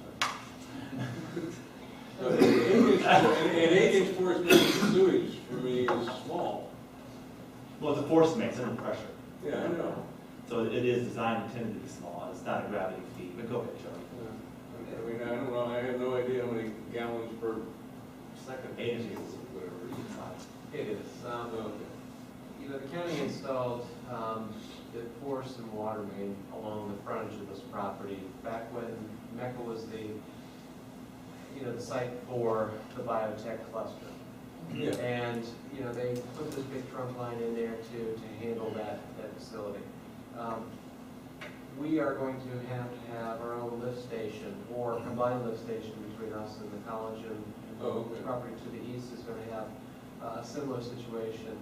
And that is going to be tied into probably an 8-inch going out from that lift station out to that force main. So that's standard sizing for this. Okay. That's really so that the county doesn't have to maintain it that much. Right. Yeah. The second question, I would like the designers and the owner of the property to think very strongly about it. I am 102% against the liquor store in there that close to the college. Because freshman and junior in this college, freshman in this college was in high school 6 months ago. Okay. So I know it can be beer and wine at the grocery store, but I think having a liquor store on site is pushing the issue. The closest liquor store to FAU is, I quit drinking in '88, so I got miles away.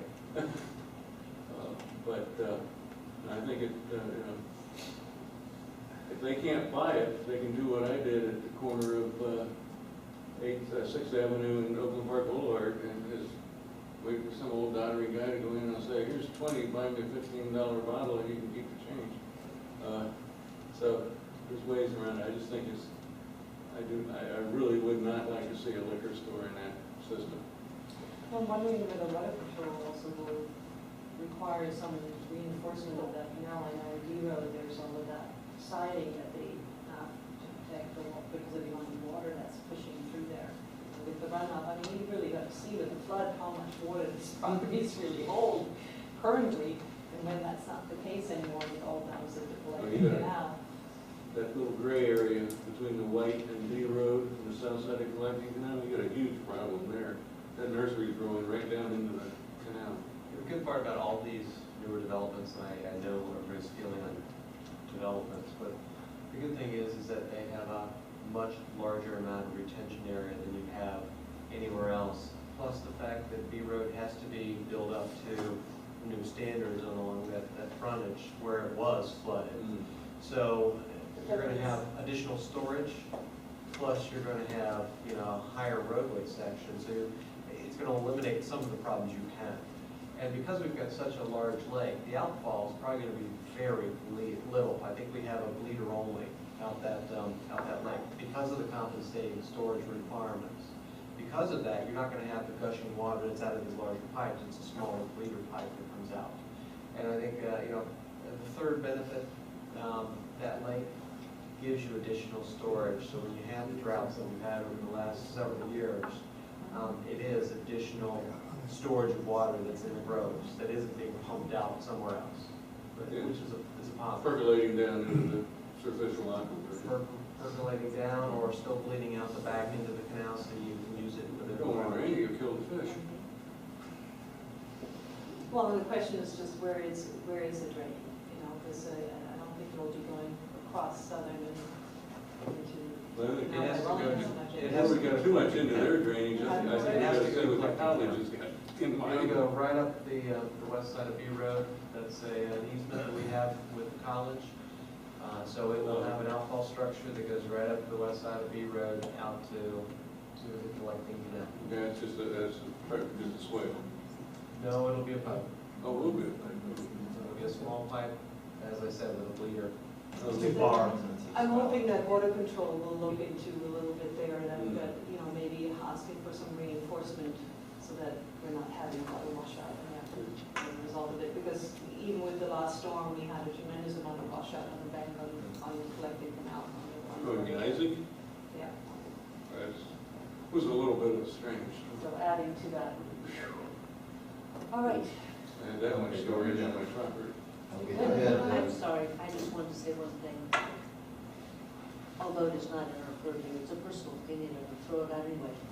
In conjunction with what Bill was talking about with the alcohol, I know that there is a waiver being requested, and it's directed to Tom. I would not grant that waiver. I'm looking at it as a bad precedent. That's it. Thank you. You have a different name. Okay, first item is look into some sort of traffic control for the equestrian crossing of B road, whether or not it's light or some of the norms and techniques.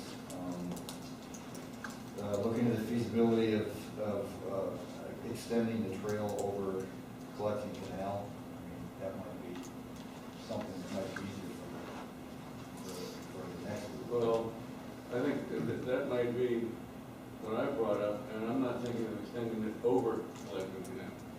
I'm thinking about up B on the south side of Collecting Canal, Okay. west to the west side of A Road north. Okay, Does that make sense to you? extending it The along. western Hold on. Say that, maybe south North of side. B to the south side of Collecting Canal, and then west along the south side of Collecting Canal, yeah. Okay, over to the west side of E Road, or, I'm sorry, E Road, A Canal. Okay, to the Los Angeles Groves Water Control property easement that goes up the east side of Duck Piddle, up to Okie, and then where do we go? But Well, originally, if you remember, we had 6th Court going all the way through on the easement, all the way through, and then eventually actually down. And we were talking about having some sort of ability when you're doing that culvert and that bridge again, that you can also connect to the easements on B Road. I think that's actually important, that you connect to across here. the B Road easement Oh, yeah. on the other side of Collecting Canal, on this particular project. And on C Road, you know, I don't know, eventually we'll have to figure out whether there's a horse bridge there on C Road going over, because otherwise you're dead ending. Okay, you're still talking about running the trail on the south side of Collecting Canal. Correct. Right, yeah, well, that's where I took it. And then this over here would be for the future. We're working with those guys right now. I'm sure we can get it from this property, and maybe we can sneak a horse trail into what the college is giving us as a buffer. So in a way, the culvert that gets recreated there, the bridge that gets recreated there, needs to accommodate the horses going over and being able to get to This way. B Road easement going north for this particular project, and then we'll talk about C Road a little bit down the road. Okay, so this is to extend the horse trail up B Road to Collecting Canal and then west over to A Road, A, to the west side of A Canal, west side of A Canal. trying to keep the horses off the Where's- roads. Where's the easement? Is there an easement there? Yeah, we ran trucks down there. They ran, back in the Fox Bayless days, they had a track mounted property backhoe. related to what we're doing right now. Right. So we need to stick with this, Yeah, yeah, okay, just, they can't do anything I know, about they it on can't the do property, anything. so we're. we'll hit this when we get to the college. Yeah. I was just bringing it up because of the culvert. I wanted to make sure that we could connect to the other easements there. That Yeah. gives us But we need to, for the benefit of these folks, Yes. we need to stick on point and we need to move on to the next decision. Okay. Okay, number 3 is checking into the price differential of paving. No, drop You that. want to drop that one? I'll back out on that. You guys convinced me back to where I was previously before I thought of car washes. Investigate the feasibility of a circle at or south of the North College entrance off of B Road. South of the North College? It's basically where it transitions to the other surface, the Ojum, past the North of. entrances. North of the entrance. Yeah. Yeah, or if the north entrance to the college could be Or it can be as accommodated in part that. of or the north. entrance. Yeah, or north, okay. Install local traffic only northbound on B Road, north of the college entrance. Signs on Folsom directing students to the south. Fencing, Oh, yeah. fencing to separate the horse trails from the parking areas and the shading of the horse trails. When the landscape plan, the landscaping is done, use native vegetation to the extent possible. And that's it, that's all I But I have. think preservation of what's native, possibly preservable on the side. Yeah, well, we have a tree removal, vegetation removal ordinance where they have to go through a very extensive study and inventory mitigation plan, so they're gonna have to do that, and they have committed to follow that. Well, then just simply say Yeah, abide it's by the- the, What is it, 8 inches Yeah. at DBH, depth or diameter, breast height and all that stuff. Not sure what I'm talking about. 6 or 8 inches. But they've already certified to that in their application. and what are we doing with that left lane turn now? And I think we were okay with the Ocean Well, before. she's with this other, she's Right. with the other property, and she seems to be up strongly on that, so why don't we readdress that during their presentation? Let's get Well, rid of but it. these are going to be the recommendations that goes with. Yeah, That's for that's assignments, for whatever it's called, like that. Are we clear on the fact that we're Double check. encouraging the earlier Ocean versus waiting until collecting canal? Is that- Yes, So we just yeah. encourage. Not here, right now, again. They asked us whether we would like to see the DOT go all the way to collecting canal or stop early and transfer to Ocean. And I think our You're talking about preference. paints. Yes, south of Clinton. Hey, Our hey, preference. the transition, if- Yeah, okay. either at the traffic circle or somewhere around between B and R, wherever. Just past the schools and just. Yeah, just past the school, squeeze down to Ojimization. And then regarding the left lanes, Have double check traffic numbers for potential two left lanes. just encourage, Yeah. encouraging the left lane. Encourage this Okay. study for the need, I would think, rather than encourage both, because she made up some good points. If we Well, do the I'm not double- sure what, The actual action items, they can't just be nebulized. Very much think about. Yeah, Because that's, that's true, that's a there's little late. there's nothing that you're doing. Right, yeah, okay, well, I mean, I'll write them up that way. right. What It's are jumping my recommendations? complaint, that's Yeah, no. it's too big, and you're Yeah. making it big. Oh, yeah, and all of these things are, we recommend this, we recommend that. That's Yeah. not a valid recommendation to the council, you have to make a recommendation. Yeah. on it. Right, You know what I'm saying? Yeah. yeah. We recommend transition too, we recommend. Yeah. Otherwise, they can think about it, they thought Yeah. about it, they thought You're different right. than you, Yeah, and they're done now. Yeah. So, Say what you mean. I would say we recommend, I restudying, you like to, still would recommend being able to turn east, encouraging traffic to flow east, not encouraging, I don't know again. Providing easy east, how do you want to say this? I think the concern that Becky raised is Perfect. a very legitimate one, and I think it isn't that we have any objection to doing dual lefts. I think the issue is that really the better solution, or is it better to simply have it as a single left that you can turn left on an arrow, protected, or in the permissive state, which is the regular green light. And I think that's what the county engineer, Nick Uran, and Becky have come to recommend to us. And I mean, maybe 20 years, if there is so many people there, I mean, it would be onerous to do that now. I think the concern that both the county engineer has expressed, and also our traffic engineer, when they looked at this whole issue of dual left turn lanes southbound, is that the end result, if you install them, is you create further delay than if you don't install them. That's the real difficulty. You don't improve the situation, you make it more difficult. There are potential solutions, and she suggested some of them, that can be done. My recommendation to you for consideration, for your recommendation, is your recommendation be that the town staff confer further with the county engineer on this issue in order to come up with a recommended condition or whatever relative to the issue. Agreed, as pointed out by Mr. Betts, if the town wants a dual left turn lane, we'll do that. You know, but the question is that the correct thing to do? Really? Maybe the phase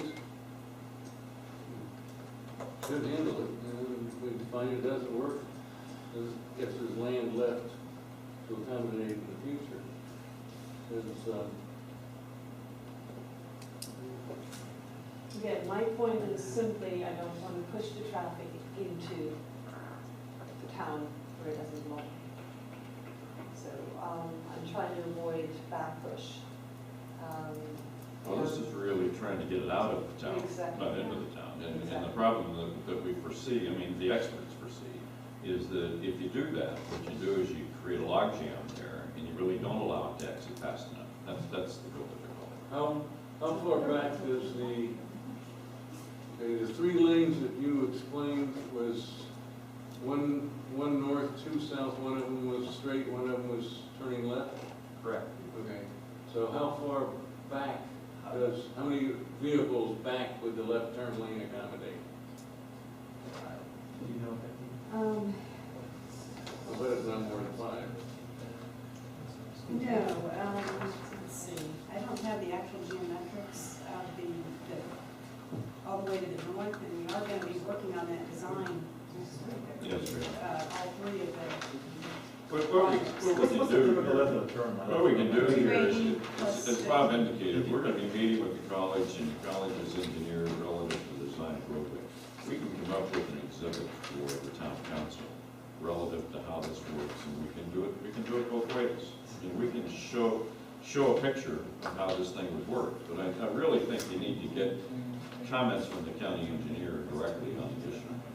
And that's really what we did. I mean, this young lady, when I posed the question to her, studied the issue and then consulted with the county engineer, Mr. Urban, and his response was the same as what she's saying, and that is that it creates more of a problem to do the dual lefts than it does not to do so.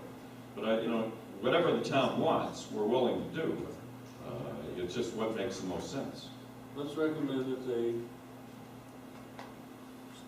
get back with them, consult with the county and our engineers, whoever we pick as the traffic engineer. I mean, that could be. With all due respect to your deliberations here, I don't really think it's the position of the committee to second guess the engineer. I mean, the county engineer has made their statement, and, not being traffic engineers yourselves, I really don't see that you should be challenging something that professionals and the county staff is. I don't feel we should belabor the point. All I'm asking for is that it is investigated, and it's not one of those, I've seen a couple other things go through where I'm looking at the numbers and wonder whether they really considered far enough in the future. And I'm not speaking about you right now, I'm not trying to insult you in any way, but I've just seen a couple things go through where it really wasn't looked into in detail, and this is a big issue for our town, that we don't get this traffic. So if we can put something in there to please get some more details from the traffic engineers at the time it is presented to the council, that would suffice for me. Okay, how about if I confirm their interpretation of the county engineer's comments? Because I'm not sure how much more detail in terms of traffic studies they can provide. I mean, all three of them have done their detailed concurrency traffic studies, and the county's engineer has said this is what we recommend that you need at that intersection. Okay, that's awesome. So I'll talk to him just to make sure he said And it. so they ran modeling profiles for single and double. Okay. I think, and what Nina was, I think, referring to about backing up or pushing traffic, even though we're talking about southbound, is people getting tired of waiting, turning around and going. So we want to get them out. Yeah, I think the county's telling us that the best way to get them out is that single lane that's permissive as well as protective. Oh, that's what we're hearing from professionals, so. Well, county's told me some things they didn't like you can build east of A1A. But I wasn't proposing not to have the permissive, so that's the difference. And that slows down the trend. Yeah. So that's a negative, that's gonna make it longer. Yeah. And that's why I think, going back to Councilman Golson, they say, I think that's why we want to rely on the experts and professionals, because I'd say they're the experts, and we only have 3 traffic engineers. Right. Fair Moving enough. on. Now, do you want to make any kind of a comment whether or not the trails that they propose on the site are consistent with your trails planning or inconsistent? The gate size has to be specific dimensions, and I have them in here somewhere, but I think it was. Well, they've already approached the fact that they're looking at that, they know of it, and I think that's probably a thing for site planning. We'll see this again at site planning? Yes, I'm not talking about that. I mean the fact that there is a trail on site and Oh, yeah, and the absolutely. location of it. Oh, okay. And the connectivity, is that consistent with the retail? I would say we recommend that we like the inclusion of an equestrian trail. Okay. What? Yeah, well, I think some kind of statement that this is consistent We with acknowledge your plan. their Yeah, okay. proposal is adequate for, given the shading that you suggested. And the fence, shading, you already had the fence. I would appreciate the fact that you have a closer trail Right. into the design. Yeah. And it is very important that it has the connection, so that was one of my concerns early on, and I see that you have a connection that has to be worked out a little bit, to make it safe. Okay, now, did you want to, I think Wellington dropped the one that I remember seeing previously, the non-slip rubber stuff for horse crossing. That's safe. Okay. Well, Well, there's the light, that the blinking light. oh, yeah, you had that, you had You that. hit the button, Yeah, and you had that. something similar to what Yeah, you I've got that see, on my list. what you see in Wellington, or in the areas where they're crossing the asphalt close to the showgrounds, would be something that I would. 8-foot look button for. or however far you are off the ground. Yeah, okay. Is that a motion? What? I really that can't make motion? motions on that. Oh, you mean to accept Oh, what you we've done? recommend. Oh, yeah. Yeah, just Okay. do it formally. I move that the recommendations that we have discussed and that you have noted be presented to the town council. And second. All in favor, say aye. Aye. Aye. All opposed, say nay. Motion passes 3-0. Thank you. Good. Make sure you spend 2 hours with Marty. Does anybody need a break? Are we good to go on to the next? Oh, yeah, about 3.5 minutes. 2 minutes? 3 minutes? Oh. Snap, crackle, and pop. This is not Rice Krispies. I'm having meetings, I'll be right back.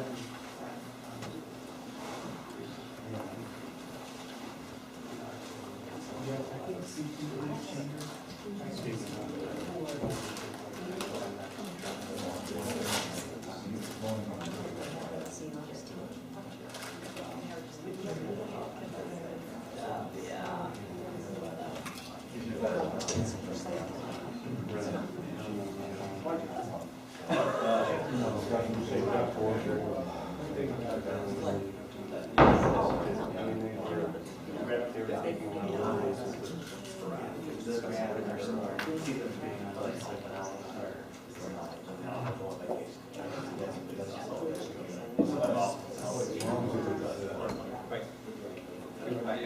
Thank you. Bring all that one. No, it's also a site.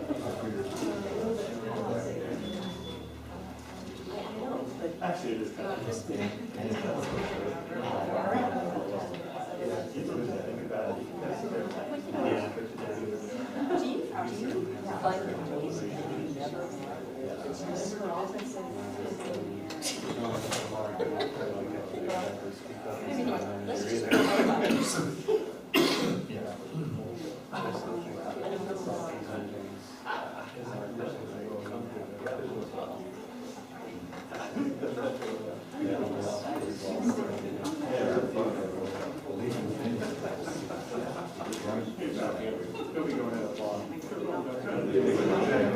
I'm still already know.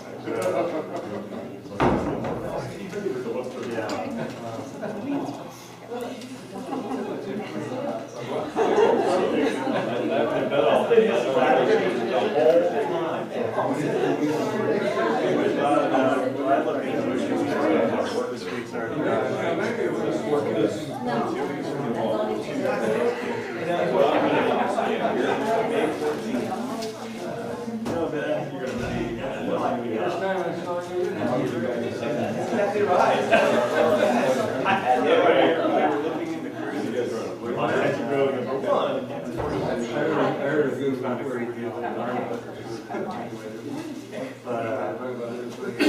To our benefit, I hope, it's gonna be brand new. It'll be on Century Line's first sale. So, gotta get the other one. They're thinking that would be the best way to see a lot of my stuff. Because neither one of us have ever been overseas. So that way we can Barcelona for 2 months. Tour there. Go, basically, plus France. Yeah. Right. Well, there's a couple places.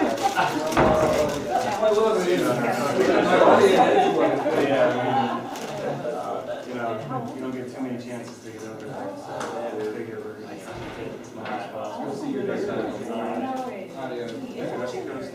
It is,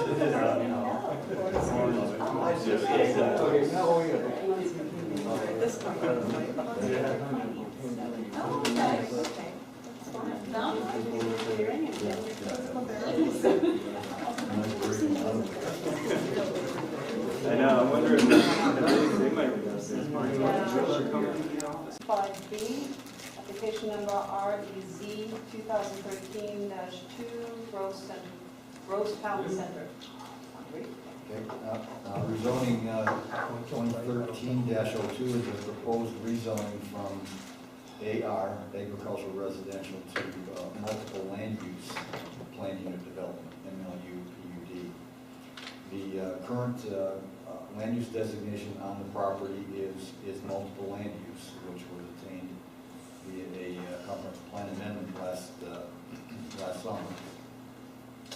And as part of that multiple land use designation, there was limitations imposed on the development of the property. And that was the property consists of 3 uses: retail, office, and a congregate living facility. The retail space is limited to 103,000 square feet, office space to 44,000 square feet, and the congregate living facility to 128 beds.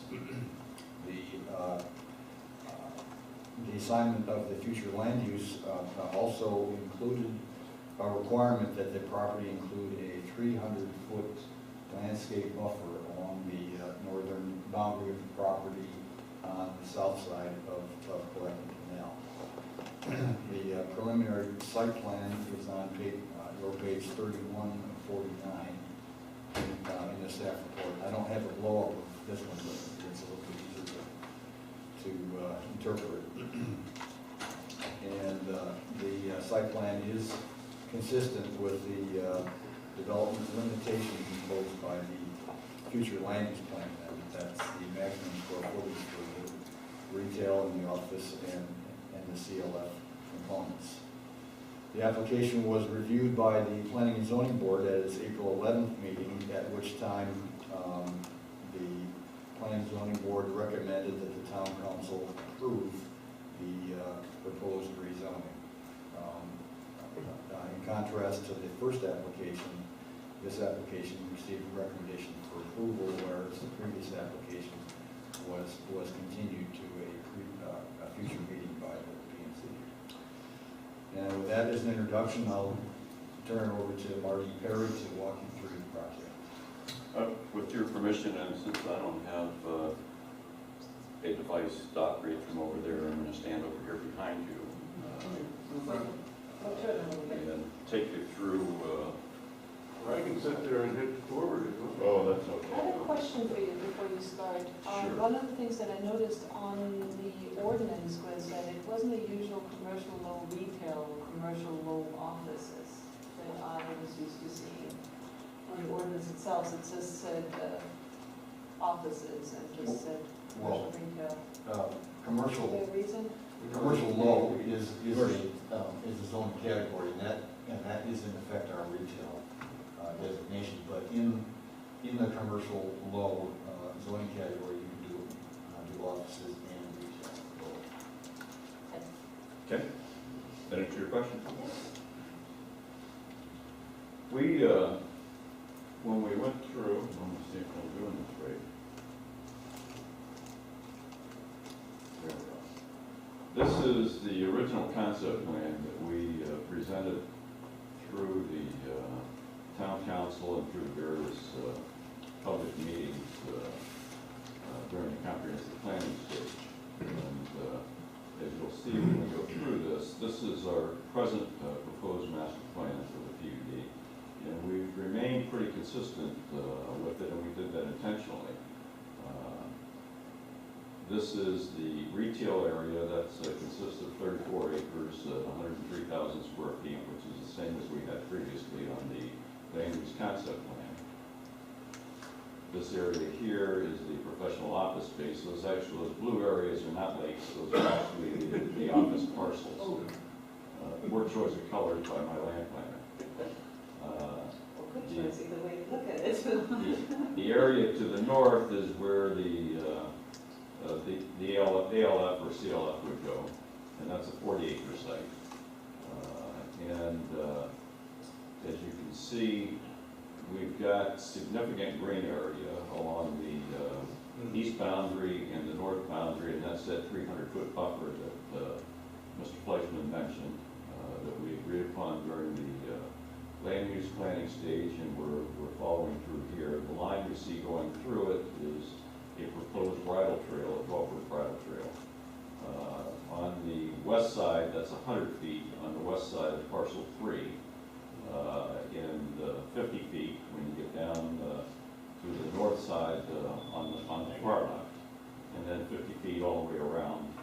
And I take that back, that's 100 feet, and then 50 feet along B Road and along Southern. This is a 3.6 acre proposed town center. This is just a large green area that could be used for a green market, could be used for any number of community activities. In fact, when we were at the planning and zoning meeting, I suggested that one of the things, I knew that the town, in my discussions with the town manager from time to time, I knew that the town had budgeted some money for looking at potential locations for a town hall. And, you know, this area here potentially is something of, could be something of that nature with that town center there. But in any event, it provides an opportunity for a number of different uses that we think would be interesting for the town. Sure. No, right back again. Okay, whatever, the 128-bed congregate living facility, it may be in here, but I missed it. What is the square footage of that proposed at? I don't know how many square feet you get per bed plus nursing stations. Well, we haven't calculated the actual square footage, but It'll be less than 0.1. oh, much less. The overall, as you'll see in a minute, the overall, and that's the other thing that we attempted to achieve here, is that the overall floor area ratio for this whole parcel here is at 0.07. Some areas are less, some areas a little more, but the overall average FAR is 0.07, and we deliberately attempted to do that. We're in a little bit better position to do that than the other parcel is, because the other parcel, even though you were only looking at 21 acres, the other parcel is still a 90-acre site. It consists of that 90 acres, that 94-acre shopping center, plus whatever the college is going to put on there, which I heard a number of several hundred thousand. I know their first phase is 40,000, which puts them just at their first phase, very close to what we're talking about here. We're at 143,000 with the college's first phase, and they're 94,000, they're at 134,000. So, you know, the intensity of this is going to end up being much less than on the other side of the street. And not intending to malign them in any way. I mean, the college is something that some of the townspeople, and I understand that's an issue today, we're very interested in, and perhaps some not as interested.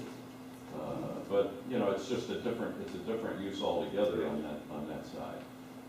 But we think this fits more in line with what our perception was of the visioning plan, and recognition that on Southern there would be commercial along Southern, or non-residential is the way the visioning plan references it. And it would be less intense above Tangerine, and that's what we've done here. And we've kind of stayed consistent with that throughout from the beginning, through the comprehensive planning stage and now into this phase. Now, obviously, at some point, this will resolve itself into coming into specific site plans that you all will get an opportunity to review again at a later date when we find users. At this point, we don't have any particular users. We've had some people that have come to us and have exhibited some interest, but we intentionally stayed away from doing that because we just wanted to stay on program here and get this through the master planning stage. From the standpoint of the green areas, and we have a significant amount of green space here, and you know, we're looking for suggestions from you all relative to this.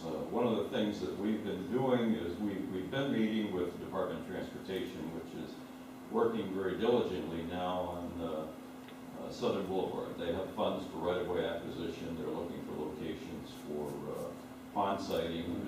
We were one of the sites they looked at. I don't know whether we're going to be selected or not, but the area on the top up there, you see a little darker green area, is an area that they were looking at as a potential pond site, with the idea that the town wanted to have, if there was going to be a pond site for drainage for Southern Boulevard, for the widening of Southern Boulevard, that they'd like to see it closer to collecting canal.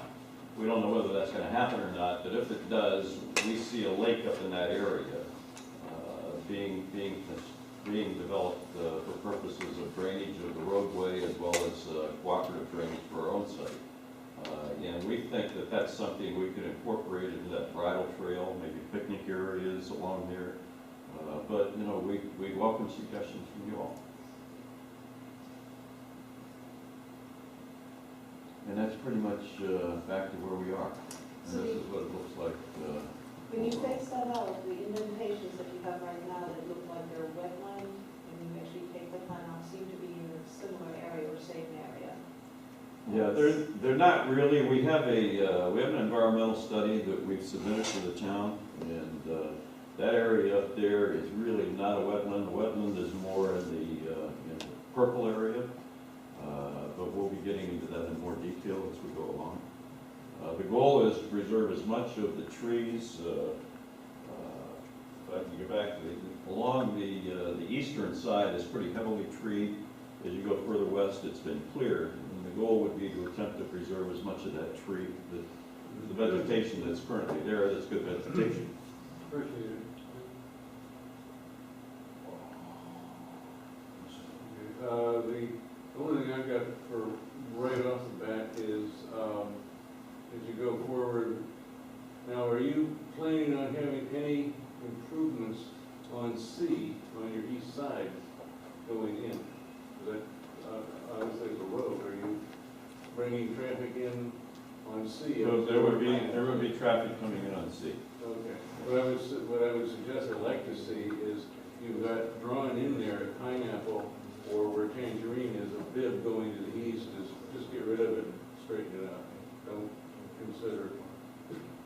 Well, it pretty much stays along the existing road currently. I mean, that's what that alignment is there. But I mean, on your map here, you're showing a, I guess, a An paved extension bid. going, the intent is not to do that. I mean, we listened to the town council in one of their meetings, and I know there was discussion about stopping Tangerine at C and not proceeding further east with it. Okay, good, okay. You know, the only questions in our mind is what the town really wants to do with C going all the way up to, is the desire of the town for C to go all the way up to Collecting Canal? And I don't know the answer to that. I mean, we're just looking for your Well, comments it's on already that. there in dirt, so. Well, the right of way is there, and the road's existing, I think it's a dirt road. Yeah, it's an existing dirt road, it's been dedicated to the water control Yeah. district. But we're prepared to do whatever the town wants with C Road. You live there, you want to I'm not here to discuss it. As far as the issue of, there's been some discussion on the prior petition relative to connecting the bridle trail.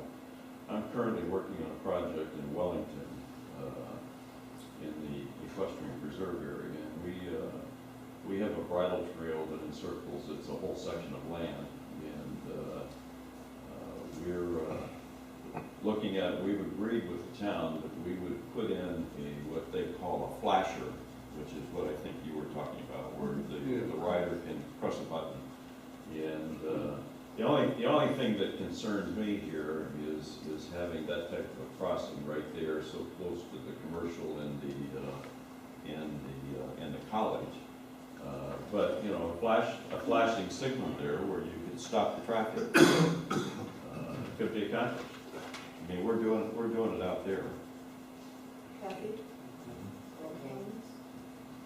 I was noodling about considering how to get the horses from your site, get them across B Road safely. And I would think a wooden bridge would be a real good solution. A wooden bridge. Elevated? Yes, like the same idea as the one over 95 at St. Augustine. For the horses to go up over? Yes. The way they have it over 95 is there's foliage on it. Mhm. So it looks a little more natural for them. But it's, it handles the problem. Well, we'd be happy to take a look at it. I mean, I've never seen anything like that, but I don't question you at all. If it's been done, it's certainly the way we can take a look at it. From what I've seen. When we first started out, the whole goal was to have that 300 feet coming clear across Collecting Canal. And my assumption in the beginning was that the interconnectivity would be along the canal. No, I think we're still shooting for that eventually. Yeah. All right, if you guys are stumped at the moment, I'll give my 5 cents. I think that, first of all, I appreciate the layout of not just having a road straight through it, but having a curve in there. To me, that's a lot friendlier. It's a lot more inviting. So I like some of the concepts that you've come up with. Do I want to know a little bit more of what we'll do with the property? Yes. And I'm assuming that we'll come to that, and if you just try and keep some thought to, as you're developing the site, you're trying to go and get input rather than having such a complete site right now, and then having to backtrack and tread, and I appreciate that as well. The areas, rather than a single trail going through, certainly in the 50-foot area, I can see that. But once you get to the 300-foot area, There certainly is room for several trails going through, including if that's a lake, going around the lake. And then if you are coming all the way, as Sea Road does this little curve, there currently is an easement already, and I think it's roughly 30 feet on the end of Sea Road going along Collecting Canal going east. So if you can hook into that, that would be very important, rather than just coming out close to Pineapple Drive, you know, and certainly in that having the, what is it, 100 feet there? Is it 100 feet you said? No, we have, along the west side of the purple area is 100 feet. Right, On this side over here, on the east side, is 300 feet. right. You have the 50-foot area, you have the 300-foot area, and then you have the 100. Right. So in the 50-foot area, a single trail would, or possibly even two, that way you have one direction, especially if you're only creating a 12-foot trail. You still have enough room. Are you suggesting that the trail would come along Southern? No. No. Trying to find something really long, I think I know what you mean. Does anybody have a pointer? A light? This is Oh, not here we bad. go. Up at the top. Anyway, just take the trail over here, leave it where you're going, but if you squiggle, take it all the way to your top dotted line, Yeah. across the dotted line and come back down. No, So we you can get- sure, we can do that. That's Right. not a problem. Basically, what I'm trying to say is that in your 50-foot area, I could see one or two lanes, okay? Especially if you're going to 12 feet. Now, you might have horses going in two directions. If there's a blind spot, you need to be a little wider, if you don't have somebody with a little bit of speed coming around the bend. So there's some. Well, actually, we don't, the 50-foot areas are only along B Road and along Southern. The rest of it is all 100 feet, Okay. so we have plenty of room. Around the areas, the three properties that are not part of the MLB, that Right. area, Right. how many feet is that? That's 100 feet. That's 100 feet as well? Yes. Okay, then it would be in that 100-foot area, so then that gives you even Well, more. we have plenty of room. So we can actually create at least two lanes going through there. In the 300-feet area, I would really like a good use of that area to have a bit more miles in the design. And then when that lake is coming in, to be able to go around that lake, you can have potentially a pit stop area. That would mean that you have something to tie the horses up. Very important is the connection to the easement by Sea Road and Collecting Canal, Okay. without necessarily having to go onto a road. I think that is very important. Now, I don't know how much easement there is coming across. The college is saying that there is land beyond their property before Collecting Canal that is not theirs, that would provide a horse trail. Now, whether or not that's truly there and not in the water, I do not know. That's one of the things I have questioned from the get-go. You However, they say it's there. definitely need a trail across there. And it will take a survey. Well, it's probably canal right of way, and I would assume that the drainage district has dimensions on that too. On your property corner that they just put in, Yeah. on the, say the northeast property corner, you're probably less than 6 feet from the edge of Collecting Canal. Oh, we are. Yeah, your property corner actually looks like it's maybe a foot north of the existing fence line. So there's not a lot of room there, and on the property to the east, when they replatted that, they did a 20-foot easement along the canal. And then when you go over to the college property, their fence sits 20 to 25 feet south of the canal. We You know, actually the two fences, y'all's fence and their fence do not line up, yours is farther.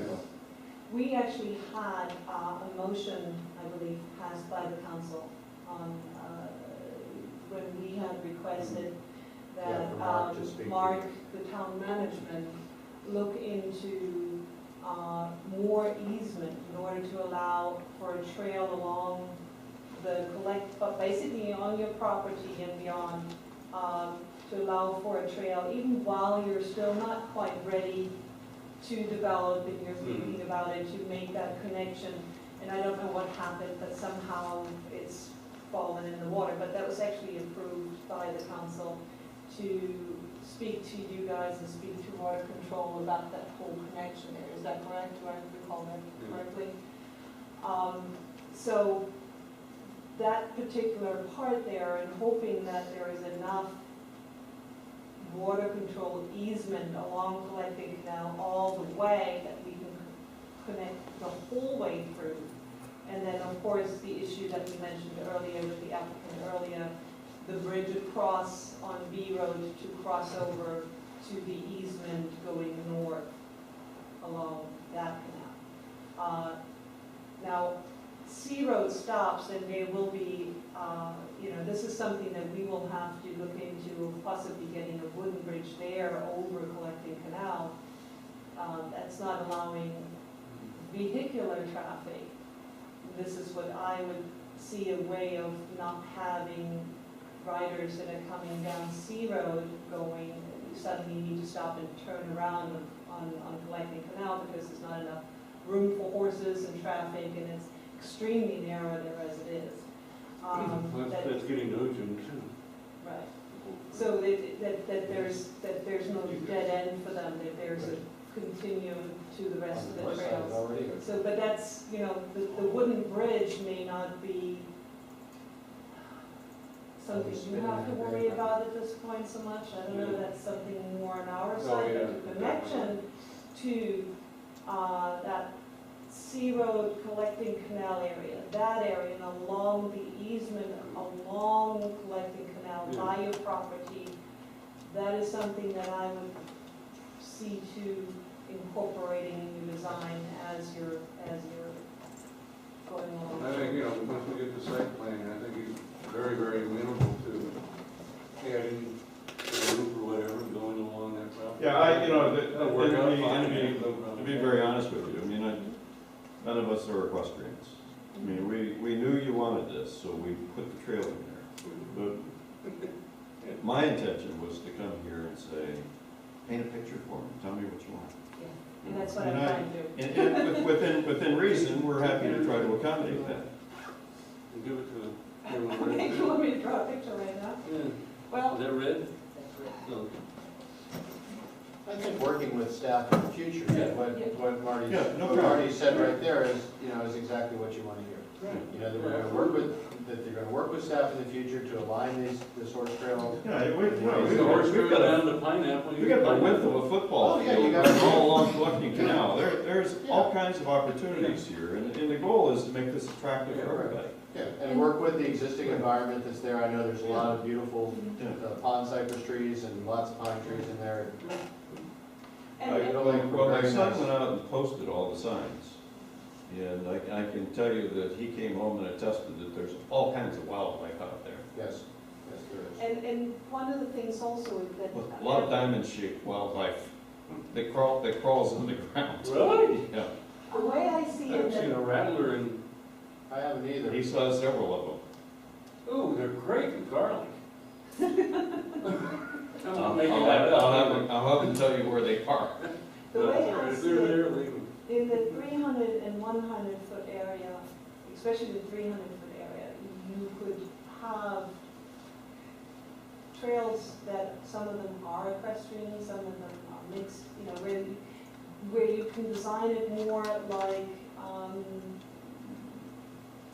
like a trail, maybe a little bit more substantial for the equestrian than currently the Wall Pond Natural Area has. But there where you could actually have an area where that's for the people that are just wanting to take a walk and hike, the Greenway Trail. And another area where it's maybe joined. Oh, no, And another area where it's just horses. The one thing, since this is gonna be a concrete living facility up on that end, the one thing we gotta make sure of is that whatever we ask them to do does not open it up to four-wheelers, off-road vehicles, and motorcycles.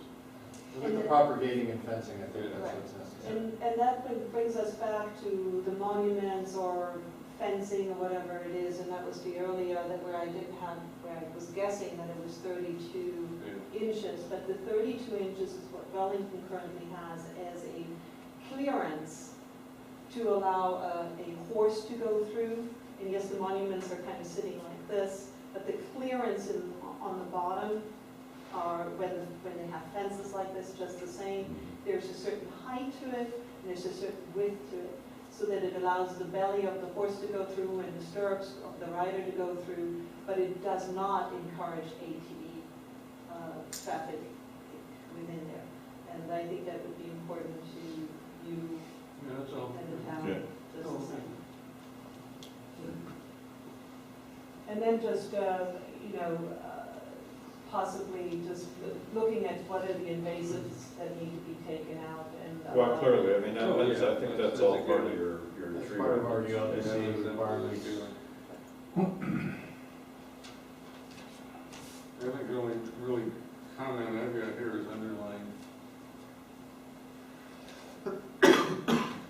Can you say it out loud? Nice, oh, okay, I like that, I like Can you that. say it out loud, please? Nice.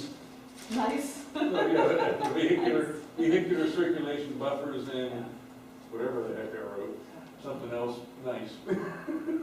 No, I think this is an example of listening, that y'all have definitely listened to what the public has said, and this is, this is exactly, Well, and that's- this is that the really feedback we was- were looking for, this.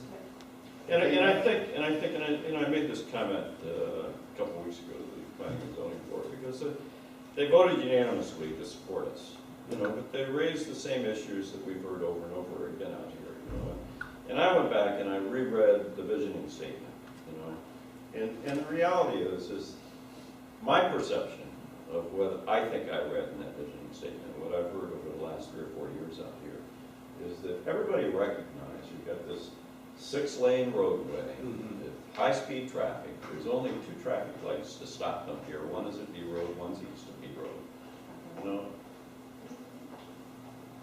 You saw the need for some non-residential uses along Southern Boulevard, but you wanted to protect everything above Collecting Canal. And really the way to do that is to take a look at Tangerine south to Southern, and then Tangerine north to Collecting. And you kind of transition. You have a little more intense area along Southern, less intense above Tangerine, and then you don't touch anything above Collecting Canal. You protect that. And that's the way, in my opinion, that you legally protect it for a long time to come by doing that. And the reality is that, I also saw that you didn't want to see an urban type of commercial, which with the intensities that Bob was talking about earlier, and you'll see those. I mean, you don't have to go very far to see them. But at the same time, if you're going to have it at all, you need to have some intensity. So we tried to stay somewhere in that neighborhood of between 5 and 10 to make it make sense. We thought that was a good use. Now I understand they've got a little more compressed area to work with, and I understand the problem. And I think they're doing a good job at trying to work with what they have. So there's no 12-story high-rise in there? No, I think what you're going to look, we're not that far along. They're a lot further advanced than we are, but let me see if I can get this to work again. That's what we showed originally regarding Tangerine. That was our concept that goes back to when Mike Odell was making presentations. This was the 300-foot buffer area. But the type of structures that we envisioned are, the stuff like Everglades, and I represent Everglades, and I represented them when we put that in. These other 2 pictures were proposed at the Southern Crossing site, which was approved by the town. It didn't get built, and one of the reasons, frankly, that it didn't get built is the same thing I just talked about. This is a little Is bit. that not just the recession? I mean, the recession was a big factor. There's no question about that. But the reality is, there's no traffic light where Southern Crossings is, and that traffic just flies by. And you look at the commercial that you have along Southern Boulevard today, the stuff that's dying, that's having trouble, only survives because of local knowledge. Anybody passing by doesn't see it because they're driving too fast, and it's too hard to stop to get into it.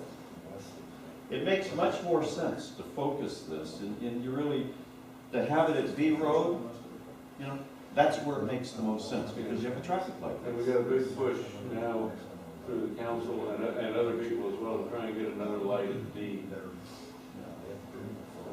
But anyway, Anyway, we hope you like it. And we continue to be willing to work with you. This is a little bit of a comment that's, beyond our committee. I mean, what I originally envisioned here a bit was, have you ever been at the Sunday House in Delray? I have, many times. And that's, that incorporation of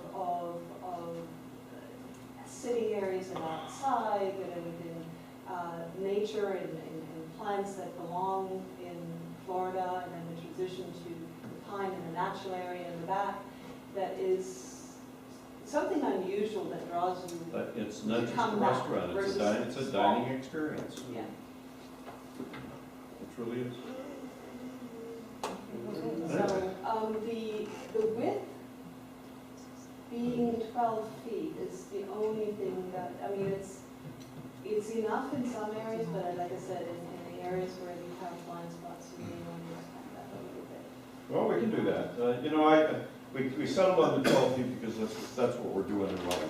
That is the site we have over there, and that's basically horse farms over there. Right.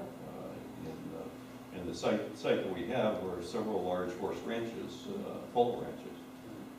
But the 12 feet is the width of the trail we had over there, so I just translated 12 feet there, 12 feet here. You're on 50th? It's on along 50th. It's on the south side of 50th, section 34 on the south side of 50th. Okay, besides the grooms and all that out exercising the strength, how much trail use do you really see? Because as we go forward, you're worried about passing and everything. From what I've seen so far in the growth, I'm sure the use will go up as we get more trails. But how much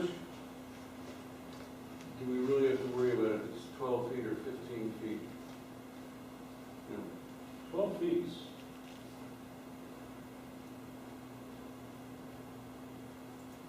Well, let's see.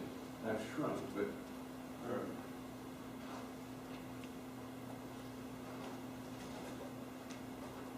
It's 12 feet. Okay. If a horse can't pass Yeah, they can. 12 feet. They can. 12 I feet. think they're, trying to. The wider it is, the more trees you're gonna have to cut down. So Yeah. I'm talking about the areas where you're coming around the corner, that either you create kind of like one direction, the other direction. Well, you can have it where one goes around like this and one goes around like that on both sides of a big tree, and, Yeah. all sorts of, like I said, that's the micromanaging. That's when you really get into detail. Yeah. Right, and that's what I We're gonna prefer speed to limit see. signs anyway, right? And that's when Bill's gonna go out there and measure the speed. Some orange tape, right? Yeah, orange tape. And then, of course, the signage for all of that should be whatever we end up having for the rest of the trail, so that that's, you can still recognize it as where you can park. You had some guidelines for your other trails that maybe, Right. Marty could look at those. And Yeah, I- just incorporate that. same Whatever you sort of have, idea. we'd be happy to look at it, because the goal here is, this is a cooperative effort, isn't it? It's a commercial effort, but it's a commercially cooperative effort. We'd like to make sure that we're doing what you want us to do. At this stage, I have absolutely no problem with this at all. When are you thinking about getting to start filling these in, suggested site plan, or? I think, we've stayed away from it until we could get through the approval process. Oh, okay. Because I just didn't want to get into, and Bob made the comment, that maybe I made the right decision, and I worried about that in the beginning. Because I said no to a couple of prospective people that were talking to the client. And I said, no, I don't think we want to do that. I don't want to piecemeal this. Let's get in a position where we get the master plan approved, then we can take this in, we can go one at a time. And there are some people out there that I think you'll be very impressed with. Now, you did pick up from the last conversation that because you also got the waiver in for parking sites. We don't need it. We don't need it. Well, Frankly, it only makes sense. The mixed sign is what I'm getting at, especially at anything you put in there that would draw somebody and with a pickup truck, like when you put in your indoor shooting range. The goal would be not to reduce the spaces down completely. Joe's comment is a well-taken comment, where Put some- you have a certain number of this, and in fact, at the planning and zoning board, I think one of the board members requested that, and correct me if I'm wrong, Jim, that somebody take a look at how many vehicles were registered, if they could figure it out. Yeah, And, I tried that Couldn't come up with information on Register where, in Los Angeles Road? Well, whether the dualies have a special license plate, so that maybe you could figure out how many there were Well, they're talking about weight, looking at it by weight. by weight. Yeah. And we can't get it for. But an from our area. perspective, we can handle it. If we had to adhere to the sizes that you have, we can handle that. From a practical perspective, and you're a greenways committee, as well as trails and roads. From a practical perspective, does it make sense to make every parking space be 12.5 by 22.5? And it really doesn't. You're just burning up asphalt, putting asphalt all over the place. Makes more sense to come up with a plan that accommodates everybody. Yeah, well, all I saw in here was this total waiver of make them all, No, that's not the Instead of intent. That's VW. not the intent. okay. That's not the Is intent. pervious parking something that could be done? Could be. I mean, that is another Could be. one, And That's a big- that's a biggie. I'd and like to it see is, that and it is everywhere. from time to time. Yeah. especially with the assisted living facility where, I think you would actually. Well, that was one of the issues that came up relative to the town center thing, is that, is there adequate enough parking there? And that certainly can be used, that green area around the circle can be used for parking. Well, staff recommended denial of the waiver application on this property because we didn't know what the uses were. If the shooting range and the tractor sales come in on a particular site, we may not want to waive it. True. So on the other site, we have a little bit better idea who would be inclined to it.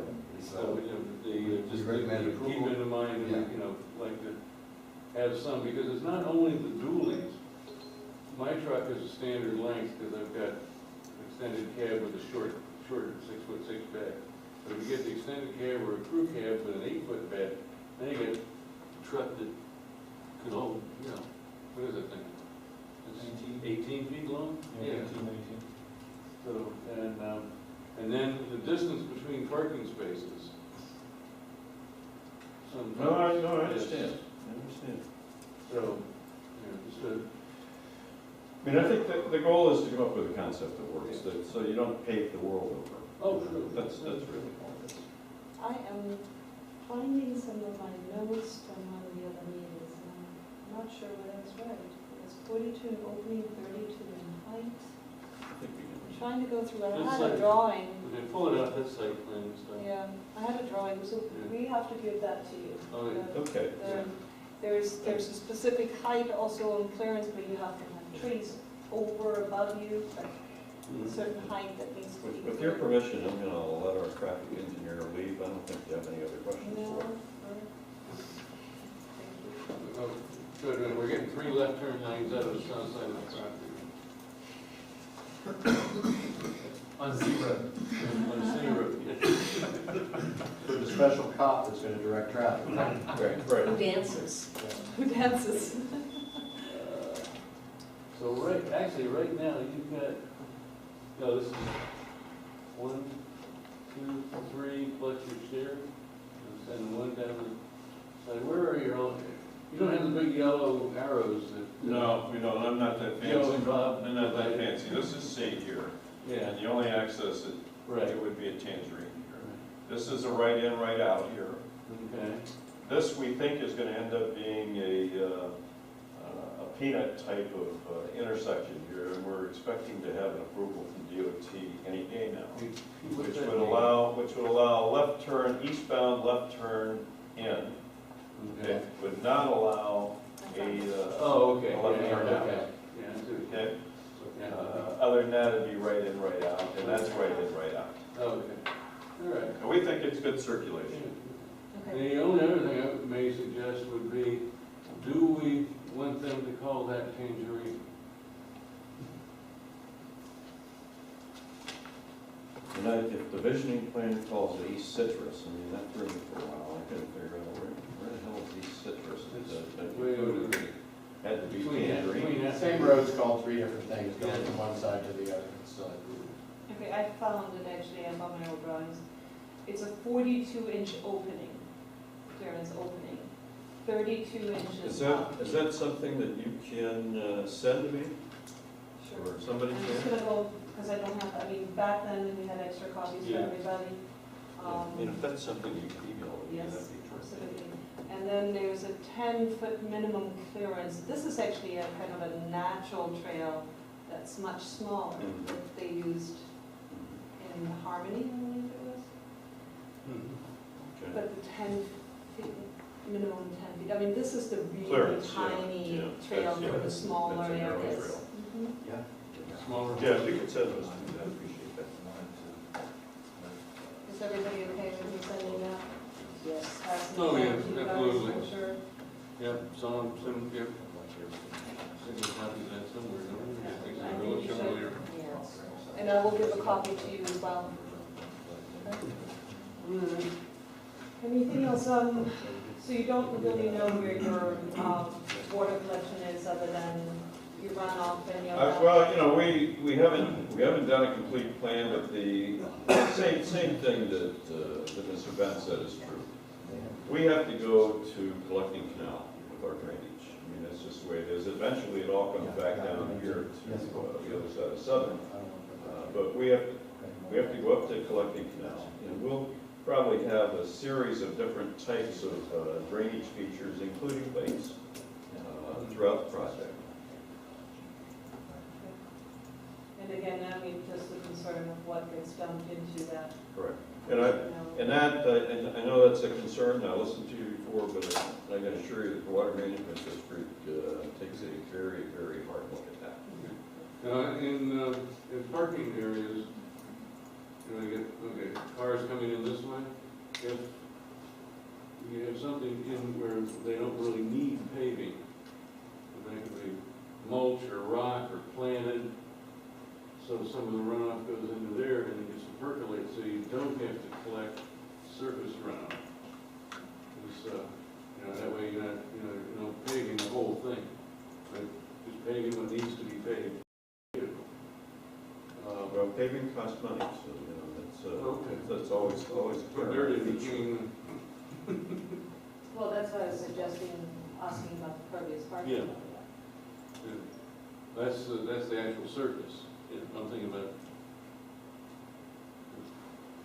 one parking spot pointed east and one, well, west in this case. And one east, leave a north-south strip in between that's planted, shaded the trees, fills in the area. Doesn't have to be very wide, as long as you don't put a ficus in The it. only thing with that, Bill, when they try to do that, and I've been involved in a lot of landscaping operations where they try to do that in the parking lot, and what you generally find is the guy who's doing the parking lot, to save money, paves it from one edge to the other, then they go dig a hole and you plant a tree in the middle of rock and mess. It's not as if they just put the pavement up and leave a natural space like you're defining. Okay, The method of construction is reversed. Okay. You know, they Well, grade they it all out. can do fill the, it all the in. grade and the DOT shell rock or whatever, and then pave, and then just And then these, sprinkle them with rocks. well, you gotta leave sort of like strips though, like you're Yeah. saying. Well, you have to pave in strips anyway. And that has to be away from the horse speculation, no rocks, No, horses, please. Oh, yeah, no. That if you- This is south of the valley. Okay. Now, filtration wise, I don't know, water filtration wise, I don't know what kind of needs. Originally, you know, there was more park, there was 300 feet going all the way to the college, and potentially, not just water retention, but also water filtration areas available. I'm not too sure how much we have at this point. To the east side where he's talking about preserving the trees, that's where you have pretty much like two ecosystems that are there. One is a pond cypress, and the pond cypress transitions into sort of a pine flatwoods that gets pretty wet. And it stays pretty low. So to the extent that they're able to use those woods and buffers to, you know, keep that natural sheet flow there, that natural filtration, I think that's good. And I think that's really very good, because so long as it can continue to function as it has, you know. And I'm sure it's gonna be lower than the elevation of the commercial area, so it will take the, you know, the draining and natural runoff. Yeah, in the recent environmental study that they did, you can see those two green circles in the middle there. Draw an oval around both of those, and that oval has been defined by the Water Management District as jurisdictional wetlands. So there's going to be a pretty large preserve area. I think it's like 9 acres or something like that. Okay. The one to the left is more like a remnant sawgrass pond, Okay. and the one to the east is in the pond cypress area. Okay. And then we made comments regarding parking. I mean, I design-wise, again, this is somewhat in our department, somewhat not. The diagonal parking, right, is more quaint, but, you know, we're not there yet, but this is on. So. Yeah, let's stick with the global view. That's a challenge in putting parallel Anything else? parking. No, I found very, very little to complain about, which is strange for me. Kathy? No, I was more impressed with this. Yeah, absolutely. Thank you. And I think working out trails, zigs and zags and tie-ins, all that, that's all site planning and stuff later, huh? He seems very, very agreeable to working with, so should be no problem. So what do we do? Well, have Recap Jim here. recap our comments. Yeah, I just had a couple on this one, to make sure that the trail system hooks into the east-west easement along Blecking Canal, both east and west of sea.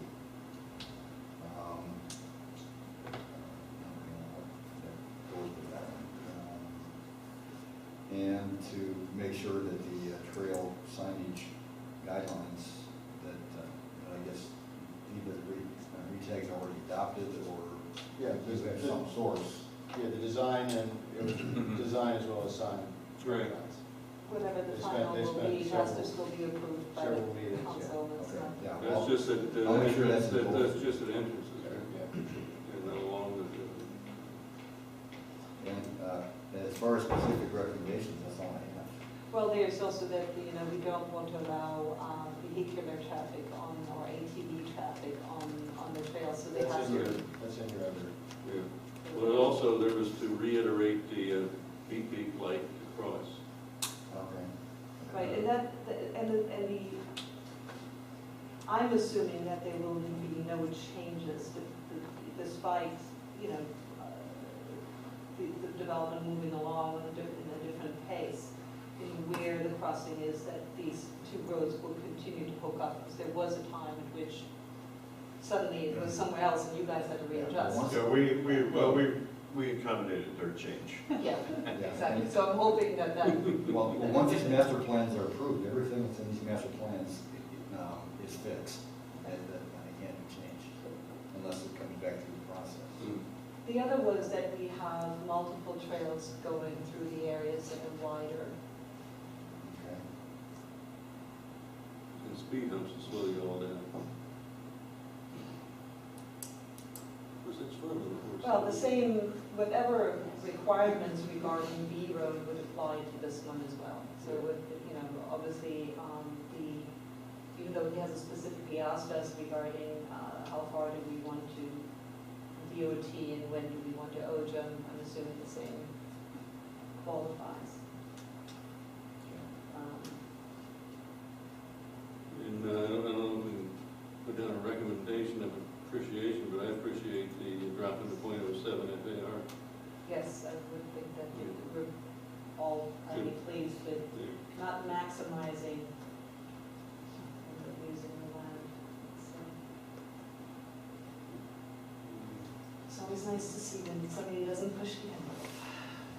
Well, I expected Sandy to go since where he goes. So, You want to make a motion to that and vote on it? well, do we, Yeah, Yeah. yeah, I added the, added multiple trails in the 300-foot buffer areas. yeah, not even 100 and 300. Okay, 100 and 300. And incorporate the same recommendations regarding B Road with the ocean and the other improvements. Just to make sure that they both read the same. Now, what about, since we are road, what about the C Road? They're obviously going to pave from Southern to their entrance. Do we want to recommend that is where it stops? I would assume so. Yeah.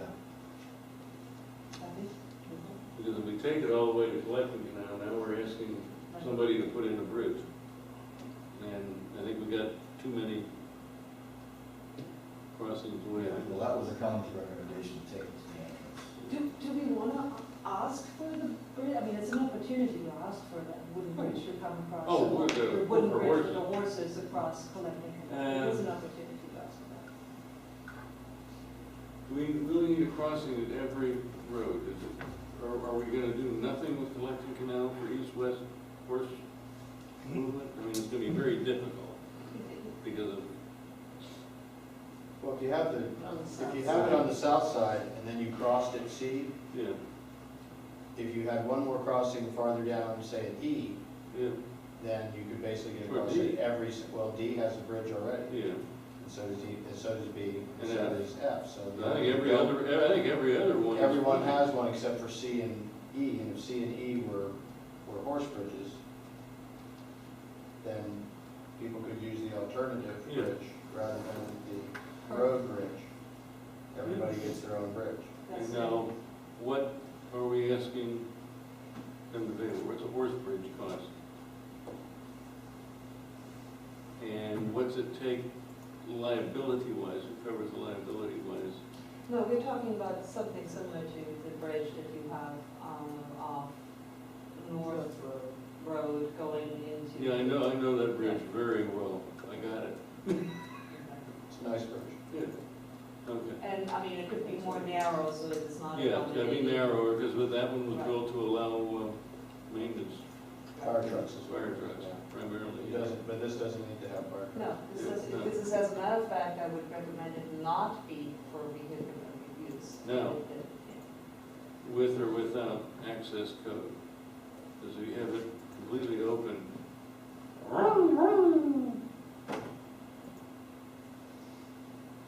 To be decided. Okay. Again, you I could. think you just block it. You where- just- You block it in a way where people can access it, because you know you're gonna have people wanting to fish off it too. I can get a motorcycle through there. Well, that's where I was gonna cross, that, John. That's what Well, there's no difference between coming down and Collecting Canal, you know, the easement and at some point in time, you're going to get there one way or another, so what's the purpose of? If somebody's on their way to Boonies and they wanna ride their Harley across it, they're gonna ride their Harley across it. That's what they're gonna do what they're gonna do. They can do that right now in all of the easements and right and all, we don't ever see them do that. You know, it's coming off dirt, going onto dirt again. Yeah. Well, actually there, it's gonna be coming off of Oden going under dirt, because Collecting Canal is gonna, is, from what I've heard, I think you left, is they, Someday. from what I heard, pretty dang soon, to Folsom will be I have an open. idea, you can't put your horse's hoof under that pad, and it reads a horse's hoof, you're not allowed to go through it, it won't open up for you, just We're kidding. way off, we're way off. Yeah, Yeah. way up. So, okay, well, moving right along, That's, do we want to go and suggest the bridge while we are on that subject, to connect more to? Why don't we suggest it, because then it will be suggested Yeah, whether let's- it's taken any further or not. let's suggest it, and I put it on as a condition of approval. Make a motion, just ask it to look into it. Okay, I'll make a motion that the town consider a horse bridge along the line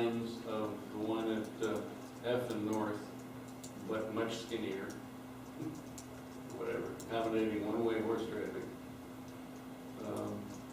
at the north end of C Road going across Flushing Canal. And leave that up to the town to work it out with Miller Land Planning as to whether they want that funded or not.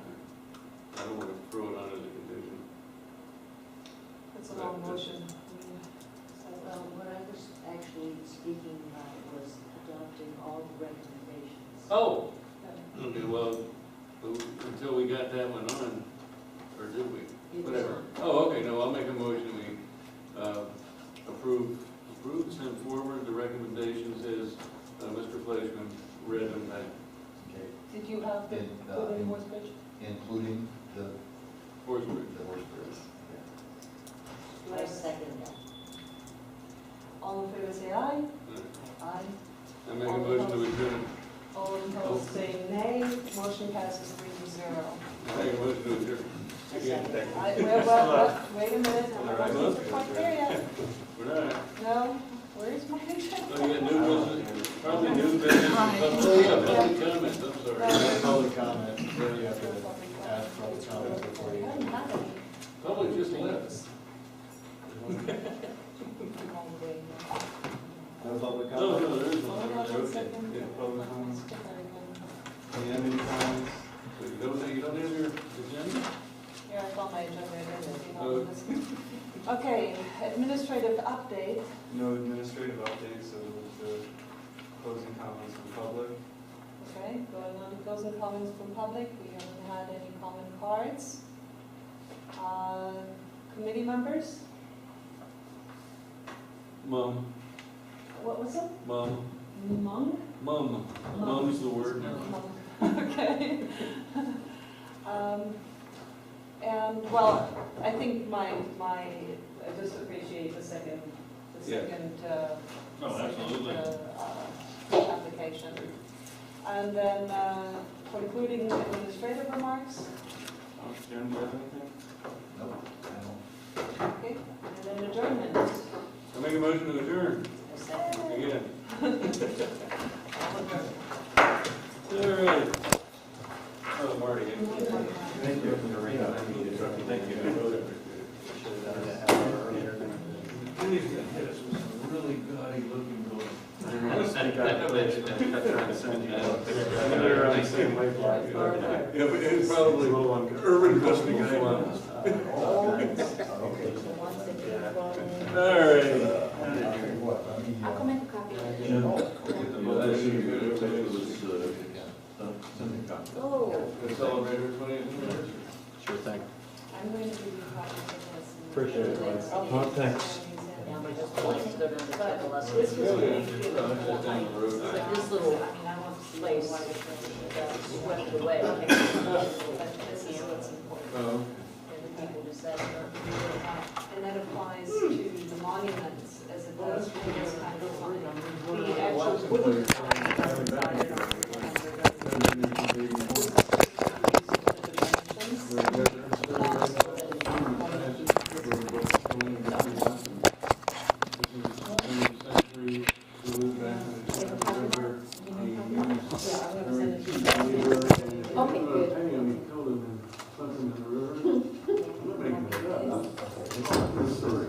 And finally, the check left, what I do. small store, got upset with, they already did one.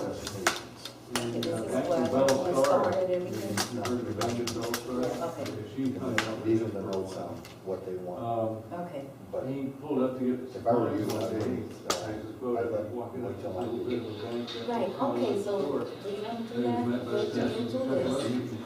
Let me make a copy of the a presentation. copy of that. Well, would be okay. pretty- Okay, But this would be very hard. And they okay, carried just Mr. do Wood. that and email it to me. You have my email, right? You will be, okay. And yeah, they do have their Justice down. Oh, well, you should have seen Chekaleski, Everglades City in the late 60s, early 70s. You don't want to go there. This was drug smuggling, pinnacle place, and they didn't like revenuers, and anybody that didn't want to like. The only place I thought of it being. Sick, or being just more got over over getting getting sick? sick. No, I took no idea. Granddaughter out out to the thing they had at the fair this weekend. She had a runny nose and she got tired. I was carrying her around. That's the first time that's happened when she's gotten something and grandpa's carrying her around. You know, I That's what they say, kids are like a parrot. They just bring home all sorts of germs. Right. Take care, John. Thanks, bud.